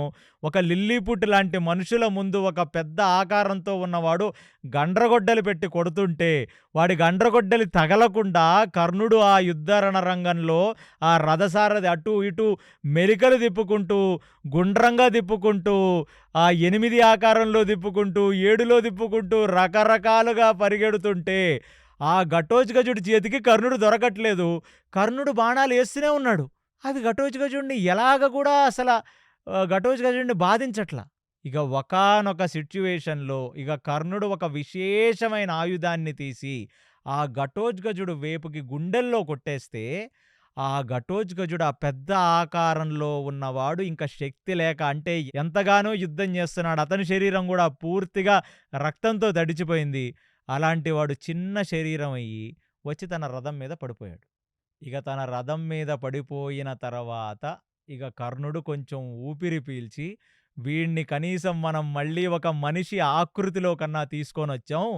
ఇక వీడిని ఇక రథం దిగనివ్వకుండా చూడాలి మనం అని చెప్తే ఇక దుర్యోధనుడు చెప్పాడు, "నువ్వు ఇక వాడిని రథం దిగనివ్వద్దు. ఇక వీడు గాని మళ్ళీ రథం దిగి వాడి మాయాశక్తితో పెద్ద శరీరం అయ్యాడో మనం అయిపోయాం. కాబట్టి నువ్వు ఎలాగన్నా నిగ్రహించాలంటే ఇక ఆ నీరస పడిపోయిన ఘటోత్కచుడు వైపుకి కొన్ని బాణాలేస్తే ఆ ఘటోత్కచుడు కవచాన్ని అడ్డం పెట్టుకొని ఉండిపోతుంటే ఇక కర్ణుడు తన యొక్క విశేషమైన ఒక బాణాన్ని తీసి ఇంక ఘటోత్కచుడిని చంపేద్దాం అన్న స్థాయిలోకి వెళ్తే ఆ ఘటోత్కచుడు మళ్ళీ తన కవచాన్ని అడ్డం పెడితే ఆ బాణం వచ్చి తగిలి ఆ కవచం పగిలిపోయింది. ఇక ఘటోత్కచుడికి అర్థమైంది, నేను మాయాయుద్ధం చెయ్యగలనే తప్ప కర్ణుడితో నేను బాణాలతో చేసే యుద్ధాన్ని నేను చెయ్యలేనని. ఇక తన యొక్క రథం దూకి ఇక ఇలాగ పెరిగిపోతూ ఒక పెద్ద కొండాకారంలోకి వెళుతుంటే దుర్యోధనుడు పక్కన నుంచి కర్ణా నేను చెప్పాను వీడు మళ్ళీ ఆ పెద్ద ఆకారాన్ని తీసుకున్నామంటే వాడి గర్జనకి, వాడి యొక్క హావభావాలకి, వాడి యొక్క శరీర దృఢత్వానికి, వాడు చేసే యుద్ధానికి నాకు ఒళ్ళంతా కంపిస్తుంది. వాడిని చూస్తుంటే నాకు జలగలు తేళ్లు పారుతున్నాయి నా శరీరం అంతా. కర్ణ ఎట్టి పరిస్థితుల్లో మళ్ళీ ఘటోత్కచుడు పునాకృతిని పొందకూడదు. వాడు పెద్దవ్వకూడదు. కాబట్టి నువ్వు నీ దగ్గర ఉన్న ఆ శక్తి ఆయుధం ఏదైతే ఉందో అది వేసి వాడిని చంపాలి. వాడిని చంపితేనే వాడు చస్తాడు. లేకపోతే రేపు పొద్దునుండదు మనకి. ఇంక ఈ రాత్రి మన వాళ్ళందరూ నీరసపడిపోయారు. నిద్రల్లోకి జారుకునే పరిస్థితి. 1 అయిపోయింది, 1:30 అయిపోయింది. కాబట్టి వాడి శక్తి పెరుగుతుంది. మళ్ళీ వాడిని మనం సూర్యోదయం వరకు నిగ్రహించగలిగితే వాడిని నార్మల్‌గా చంపగలం తప్ప రాత్రిపూట చంపలేం. కాబట్టి నువ్వు వేసేయి, వేసేయి అని పక్కన నుంచి చెప్తుంటే ఆ పక్కన ఉన్నవాళ్ళు కూడా ఘటోత్కచుడిని చూసి భయపడుతుంటే ఒక్కొక్కళ్ళ గుండెలు అదిరిపోయి ఆ కౌరవ సైనికులు అక్కడ నిలబడలేక వాళ్ళ కాళ్ళు అదురుతుంటే ఆ ఘటోత్కచుడి యొక్క భీకర రూపాన్ని చూసి ఏనుగులు, గుర్రాలు మూత్ర మల విసర్జనాలు చేసేస్తుంటే అసలు ఏం చెయ్యాలో అర్థం గాక అతి ఆయుధాన్ని తీసి అలా ఒక కొండలాగా పెరిగిపోతున్న ఘటోత్కచుడు గుండెలో కొట్టేస్తే ఇక ఘటోత్కచుడు గుండెలోకి దిగిన శక్తి ఆయుధం గుండెల బయట వెన్నుముక నుంచి బయటికొచ్చేసి అలా మెలికలు తిరుక్కుంటూ గాల్లోకి మాయమైపోయింది. ఆ శక్తి ఆయుధం అనేది వాసవి శక్తి. ఏ శక్తినైతే కర్ణుడు తన కవచకుండలాల్ని దానంగా ఇస్తున్నప్పుడు ఇంద్రుడు ఇచ్చాడో, ఇంద్రుడికి సాక్షాత్తు బ్రహ్మ ఇచ్చాడు. ఎందుకంటే కాంట్ బట్ పొజిషన్ ఇంకేమీ చేయలేనప్పుడు ఇంద్రుడు ఇక దాన్ని వేస్తే ముందు ఎవడుంటే వాడు చచ్చిపోవాల్సిందే. అలాంటిదిగ ఒక్కసారిగా ఘటోత్కచుడు తను అర్థం చేసుకొని తన గుండెల్ని చీల్చుకొని వెళ్ళిపోయింది ఆ శక్తి ఆయుధం. ఆ ఆయుధం వెళ్ళిపోతూ తన పంచ ప్రాణాలను పట్టుకెళ్ళిపోయింది. ఇక ఆయన యొక్క శక్తి మొత్తం నీరసించిపోయి తన అసుర శక్తి మొత్తం కరిగిపోయి తను ఏం చెయ్యాలో అర్థం గాక ఒక్కసారిగా పెద్దగా నవ్వుతూ ఆ రాక్షసులు మీరు ఎలా అయితే రామాయణ సీరియల్లో ఆ శూర్పణఖ నవ్వినట్టుగా పెద్దగా నవ్వుకుంటూ ఒక్కసారిగా ఒక పెద్ద ఆకారమై ఇలా గాలిలో తేలిపోతూ ఒక బెలూన్ తేలిపోయినట్టు నవ్వుకుంటూ పెద్ద శరీరం అయిపోయి ఇక ఒక్కసారిగా ఇక ఆఖరిసారిగా చూడండ్రా అని కౌరవులు ఎక్కడైతే సైనికులుగా ఉన్నారో వాళ్ళ మీదకెళ్ళి అంత పెద్ద శరీరంతో ఒక్కసారి టాప్ అని కింద పడ్డాడు ఘటోత్కచుడు. ఘటోత్కచుడు కింద పడిపోతే ఒక అక్షోహిణి సైన్యం అతని కింద నలిగిపోయిందంట. ఇంకా ఘటోత్కచుడు శరీరం నుంచి ఒక రక్తం, ఆయన యొక్క ఎముకలు, ఆ కొవ్వు పదార్థం అంతా అక్కడ జారిపోయి మొత్తం అక్కడ ఒక చూడటానికి వికారంగా ఉంటే ఆయన కింద నలిగిపోయిన వాళ్ళంతా మాంసపు ముద్దలైపోయి నుజ్జునుజ్జైపోయి కౌరవ సైనికులంతా పడిపోయారు. ఇది చూచిన దుర్యోధనుడు ఒక్కసారిగా తలబట్టుకున్నాడు. రాత్రిపూట వీడు చేసిన బీభత్సాన్ని చూడలేకపోయాం. ఏం బీభత్సం చేశాడు, వీడేం మనిషిరా, అందుకే వీడు రాక్షసుడు, ఇలాంటి రాక్షసులతో యుద్ధం చేయకూడదు కర్ణ అంటే. కర్ణుడు ఒక్క క్షణం షాక్లో ఉన్నాడు. ఇన్ని రోజుల నుంచి నేను కాపాడుకుంటూ వచ్చాను, ఇవాళ 2 సార్లు అర్జునుడి మీదకి వెళ్ళాను ఇది వాడదామని, అలాంటి ఆయుధం వాడేశాను ఘటోత్కచుడిని చంపడానికి. ఇంకా ఏ కాన్ఫిడెన్స్ లేదు కర్ణుడికి, ఇంకా అదొక్కటే మిగిలింది అర్జునుడిని చంపడానికి. దుర్యోధనుడు ఒక్కసారిగా ఊపిరి పీల్చుకుంటే కర్ణుడు ఒక్కసారిగా ఏదో చూడరానిది చూసినట్టు వినరానిది విన్నట్టు ఆ నోరు వెళ్ళబెట్టుకొని షాకులో కర్ణుడుంటే ఇప్పుడు అర్జునుడు రథం మీద గుర్రాల యొక్క కళ్ళాలని రథం మీద పెట్టి శ్రీకృష్ణ పరమాత్మ ఒక బ్యాక్గ్రౌండ్ మ్యూజిక్ నడుస్తుంటే చిన్న డాన్స్ చేస్తున్నాడంట రథం మీద. అసలు ఎవరికీ అర్థం కాల శ్రీకృష్ణుడేంటి డాన్స్ చేయటం ఏంటి, ఒక తీన్మార్ డాన్స్ చేస్తున్నాడు శ్రీకృష్ణ పరమాత్మ రథం మీద. అది చూచి అర్జునుడు నిర్ఘాంతపోయాడు, భీమసేనుడు నిర్ఘాంతపోయాడు, ఈ ధర్మరాజు నిర్ఘాంతపోయాడు. ఇక ధర్మరాజు ఒక్కసారిగా ఎంతమంది పిల్లల్ని కోల్పోతాంరా నాయనా, ఒకసారి అభిమన్యుడు చచ్చిపోయాడు, ఇవాళ రాత్రి ఘటోత్కచుడు చచ్చిపోయాడు, ఇవాళ ఏదైతేనేమి నేను ఖచ్చితంగా వెళ్ళి ఆ ద్రోణాచార్యుల వారినో లేదా ఆ దుర్యోధనుణ్ణో లేదా కర్ణుణ్ణో నేను సంహరిస్తాను. అసలు నా కోసం ఇంతమంది చచ్చిపోతుంటే నేనది చూడలేనని కళ్ళెమ్మట నీళ్లు పెట్టుకొని, కనీసం శ్రీకృష్ణ పరమాత్మ అక్కడ పెద్ద బీటుకి డాన్స్ చేస్తున్నాడు, అది కూడా విస్మరించి ఇక తన రథసారథికి చెప్పాడు, నువ్వు ధీటుగా వెళ్ళిపోవలసినదని. ఇక రథసారథి కూడా అలా నిర్ఘాంతపోయి చూస్తున్న కర్ణుడి వైపుకి, అలాగా తల మీద చేతులు పెట్టుకుంటున్న దుర్యోధన దుశ్శాసనుల వైపుకు ధర్మరాజు రథం దూసుకు వెళుతుంటే ఇప్పుడు ఒక్కసారిగా వేదవ్యాసుడు ఆకాశం నుంచి కిందకు దిగాడు. దిగి యుధిష్ఠిరుడికి చెప్పాడు, ఏమనుకుంటున్నావు నువ్వు? నువ్వు చిన్నపిల్లలు చనిపోతున్నారు మా కోసం యుద్ధం చేసి ఇలాంటి వాళ్ళంతా అని నీకు బాధ కలుగుతుంది. ధర్మయుద్ధం ఇది. ఇక్కడ యుద్ధం చేస్తుందెవరు, చేయించేదెవరు, మొత్తం చూసుకుంటుంది శ్రీకృష్ణ పరమాత్మే. కాబట్టి నువ్వు రాగద్వేషాలకు లోనయ్యి, నువ్వు ఏడిచి, నువ్వు నా వల్ల ఇంతమంది చచ్చిపోతున్నారని బాధపడి ప్రయోజనం లేదు. కాబట్టి నువ్వు కొంచెం ఎమోషనల్ అవ్వటం తగ్గు ధర్మరాజా.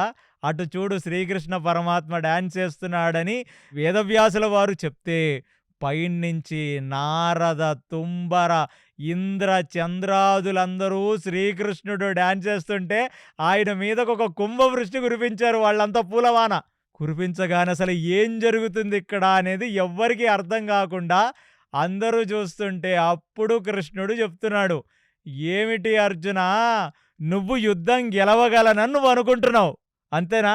మీరందరూ యుద్ధాలు గెలవడానికి వచ్చారు, మీరంతా పాండవులంతా అంతేనా? అంటే లేదు కృష్ణ, నువ్వుంటేనే మేము గెలవగలమని.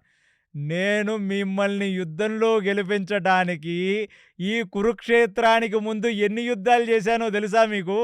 ఒక జరాసంధుడు యుద్ధానికి రాలా, ఒక ఏకలవ్యుడు యుద్ధానికి రాలా, ఒక సాల్వుడు యుద్ధానికి రాలా, ఒక పౌండ్రిక వాసుదేవుడు యుద్ధానికి రాలా, ఒక శిశుపాలుడు యుద్ధానికి రాలా. ఇంతమంది అసురులు కలిసి మీరొకసారి ఊహించుకోండి ప్రేక్షకులారా, ఏకలవ్య, సాల్వ, శిశుపాల, జరాసంధులు కూడా ఈ యుద్ధానికి వచ్చుండుంటే అసలు పాండవులు గెలవగలిగేవారా ఇంతమందిని? అంతేకాకుండా 17 సార్లు జరాసంధుడు మథుర మీదకొస్తే వాడితో పాటు నేను ఎంతోమంది అసురులను కూడా సంహరించాను. అసుర బలాన్ని తగ్గించి అందరూ ప్రధానమైన వాళ్ళని సంహరిస్తే మీరు పాయసం మొత్తం చేసిన తర్వాత పైన జీడిపప్పు, బాదాం పప్పు, కిస్మిసులు వేసే పనిరా మీరు చేస్తుంది పాండవుల్లారా మీరంతా? నాకు ఒకటే భయం ఉండింది, ఒకటే బాధ ఉండింది. తన యొక్క కవచ కుండలాలని కూడా కోసేసుకొని ఇచ్చిన దానాన్ని చూసి ముగ్ధుడైన ఇంద్రుడు వాసవి శక్తి ఇచ్చేశాడు. ఎందుకంటే ఇంద్రుడు ఎవరి దగ్గర ఏది తేరగా దానం తీసుకోడు. వాసవి శక్తి ఏంటంటే ఇంద్రుడు మీదకి యుద్ధాలు జరిగితే దానవులు, పెద్ద పెద్ద వాళ్ళు, బలిచక్రవర్తి లాంటి వాళ్ళు, వృత్రాసురుడు లాంటి పెద్ద పెద్ద రావణ ఇలాంటి వాళ్ళందరూ యుద్ధానికి వస్తే అక్కడ ఇంద్రుడు తనను తను కాపాడుకోవటం కోసం వాడే ఒక ఆయుధమే ఈ వాసవి శక్తి. ఆ వాసవి శక్తి ఇవాళ ఘటోత్కచుడిని చంపటానికి వాడారు. సో ఘటోత్కచుడు చనిపోయాడు. అసలు ఘటోత్కచుడు చనిపోవటమే మనకొక సంబరం. ఎందుకంటే ఘటోత్కచుడు రాక్షసుడు, వాడు మన వైపు యుద్ధం చేశాడు, అది తర్వాత సంగతి. అంటే రాక్షసులను కూడా శ్రీకృష్ణ పరమాత్మ తన సేవకి, తన కైంకర్యానికి వాడుకోగలడు. అది శ్రీకృష్ణ పరమాత్మ యొక్క నైపుణ్యం. కాబట్టి ఏ అసుర శక్తి అయితే అటువైపు అధికంగా ఉందో ఆ అసురులందరినీ సంహరించటానికి నేను ఒక అసుర శక్తిని మన వైపు వాడాను. అలాంటి ఘటోత్కచుడు వాడి అసుర శక్తి చూశారు కదా, వాడలాగా యుద్ధం చేస్తే అక్కడ ఎంతోమంది చనిపోయారు. ఆలంబూషుడు చచ్చిపోయాడు, హలాయుధుడు చచ్చిపోయాడు, అటువైపున్న రాక్షస సైన్యం చచ్చిపోయింది. ఎంతో యుద్ధం చేశాడు. కానీ ఘటోత్కచుడు ఒక అసురుడే. వాడు గాని ఈ యుద్ధంలో బ్రతికి ఉంటే ధర్మానికి ఖచ్చితంగా భంగం ఓ రోజు వాడే కలిగించుండేవాడు.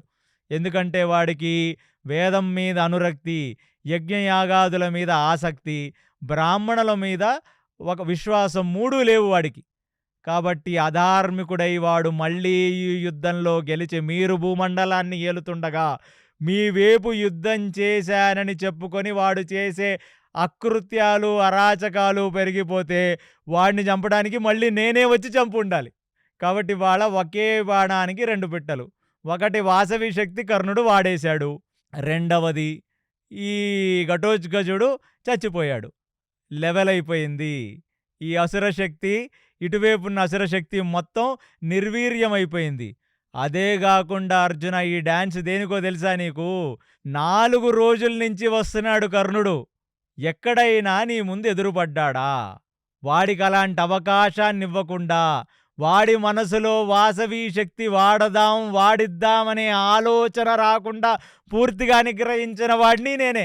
అలాంటిది 14వ రోజు రాత్రి మాత్రం 2 సార్లు మనల్ని ఎలాగైనా సంహరిద్దాం, ఎదిరిద్దామని కర్ణుడొస్తూనే ఉన్నాడు. కాబట్టి ఈ 14వ రోజు యుద్ధం అంటే అది పగటి పూట, సాయంత్రం పూట జయద్రథుడి మరణం నుంచి ఇవాళ జరిగిన బీభత్సం. 18 రోజులు యుద్ధం ఒక పక్కనైతే, ఒక 14వ రోజు యుద్ధమే ఒక పక్కన. ఎందుకంటే ఇక్కడ క్లియర్‌గా కృష్ణుడు చెప్పేస్తున్నాడు. ఏమిటి అంటే, నా వైపు శరణాగతి పొంది, నన్ను నమ్మి, నేను చెప్పిన ఆదేశానుసారం భక్తి ప్రపత్తులతో యుద్ధం చేస్తే ఎలా అయినా యుద్ధాన్ని మీ వైపు గెలిపిస్తాను, ఎలాగైనా విజయం మీకు చేకూర్చేలా చేస్తాను. అలాగే కాకుండా ఏదైనా అధర్మపూరితంగా అసురులు ప్రవర్తిస్తే ముల్లుని ముల్లుతోనే తీయాలన్నట్టుగా నేను అధర్మం చేసి సంహరిస్తాను.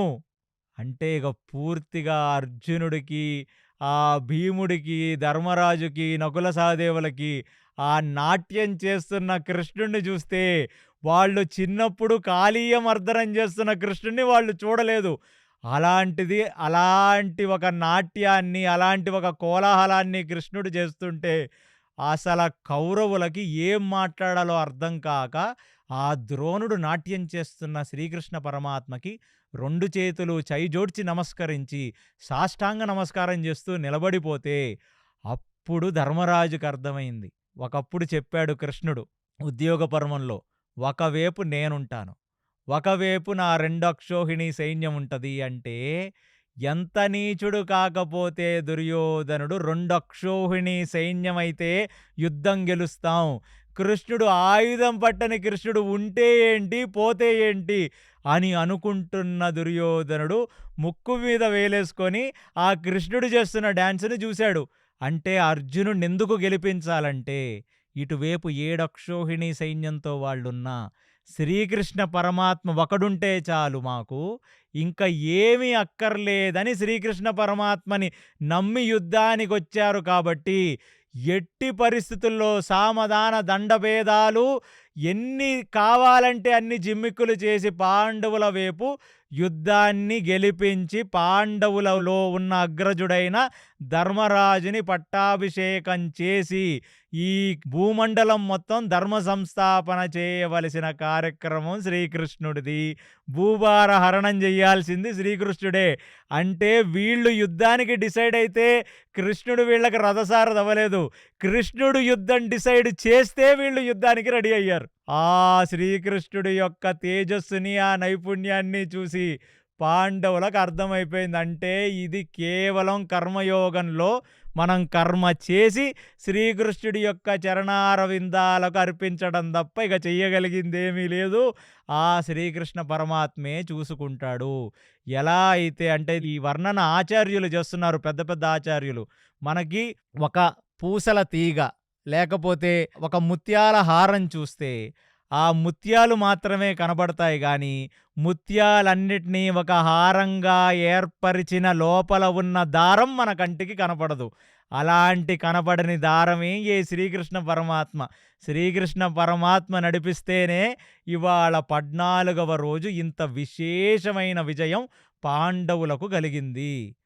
ఇలాంటి ఒక విజయాన్ని చూసి అసలు శ్రీకృష్ణుడు తన భక్తులను ఎలాగ కాపాడుకుంటాడో చూసి సమస్తమైన దేవతలందరూ కుంభవృష్టి మళ్ళీ ఆ శ్రీకృష్ణుడి మీదకి ఒక పూలవాన కురిపిస్తుండగా ఈ పాండవులందరూ మోకరెళ్ళి శ్రీకృష్ణుడికి సాష్టాంగ నమస్కారం చేస్తుండగా అటువైపున్న ద్రోణాచార్యుడు, కృతవర్మ, అశ్వత్థామ లాంటి వాళ్ళు శ్రీకృష్ణుడికి నమస్కారం చేస్తుండగా ఇక కర్ణుడు, దుర్యోధనాదులు, కౌరవులు ఏమి చెయ్యాలో అర్థం కాక ఆ భక్తవత్సలుడు, భక్తపరాధీనుడు, ఇతను మా వైపు, ఇతన్ని మేము ఎందుకు ఎంచుకోలేదు అని బాధతో శ్రీకృష్ణుణ్ణి చూస్తుండగా ఒక్కసారిగా అందరూ నీరసించిపోయి వాళ్ళు ఇంక నిలబడే పరిస్థితుల్లో లేక తూగుతూ తూలుతూ ఒకళ్ళ మీద ఒకళ్ళు పడిపోయే స్టేజ్‌కొచ్చేసి కొందరు గుర్రాల మీదనే వాలిపోయి నిద్రపోతుంటే, కొందరు గజాల మీదనే వాలిపోయి నిద్రపోతుంటే, కొందరు రథాల కిందకి జారి నిద్రపోతుంటే, కొందరు రథాల మీద నిద్రపోతుంటే ఇక అప్పుడు అర్జునుడు ఒక హెచ్చరిక చేశాడు. అర్ధరాత్రి 2 అయ్యింది. మళ్ళీ సూర్యోదయం వరకు ఇక్కడ పడుకుంటే మళ్ళీ 15వ రోజు యుద్ధం.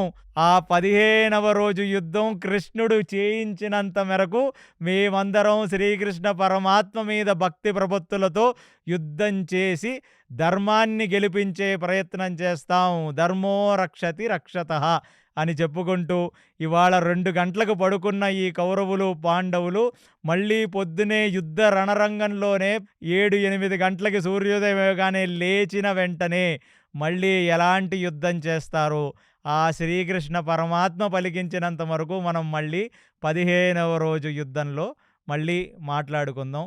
సర్వం శ్రీకృష్ణార్పణమస్తు. ప్రీణయామో వాసుదేవం. కృష్ణాయ వాసుదేవాయ హరయే పరమాత్మనే ప్రణతక్లేశనాశాయ గోవిందాయ నమో నమః. సర్వం శ్రీకృష్ణార్పణమస్తు. విన్నారు కదండి, 14వ రోజు కౌరవులు మళ్ళీ యుద్ధానికి వచ్చారు. ఆ యుద్ధంలో ఆలంబూషుడు, అలాయుధుడు, ఘటోత్కచుడు భీకరమైన యుద్ధం చేశారు. ఆ యుద్ధంలో ఘటోత్కచుడు కౌరవుల వైపు చాలా జననష్టాన్ని కలిగించాడు. ఆ ఘటోత్కచుడిని ఆపడానికి కర్ణుడు తన దగ్గరున్న వాసవి అస్త్రాన్ని ప్రయోగించి ఘటోత్కచుడిని సంహరించాడు. తర్వాత ఏం జరిగిందో నెక్స్ట్ ఎపిసోడ్లో తెలుసుకుందాం. అంతవరకు చూస్తూ ఉండండి కేసీ టాక్స్ తెలుగు. హరే కృష్ణ.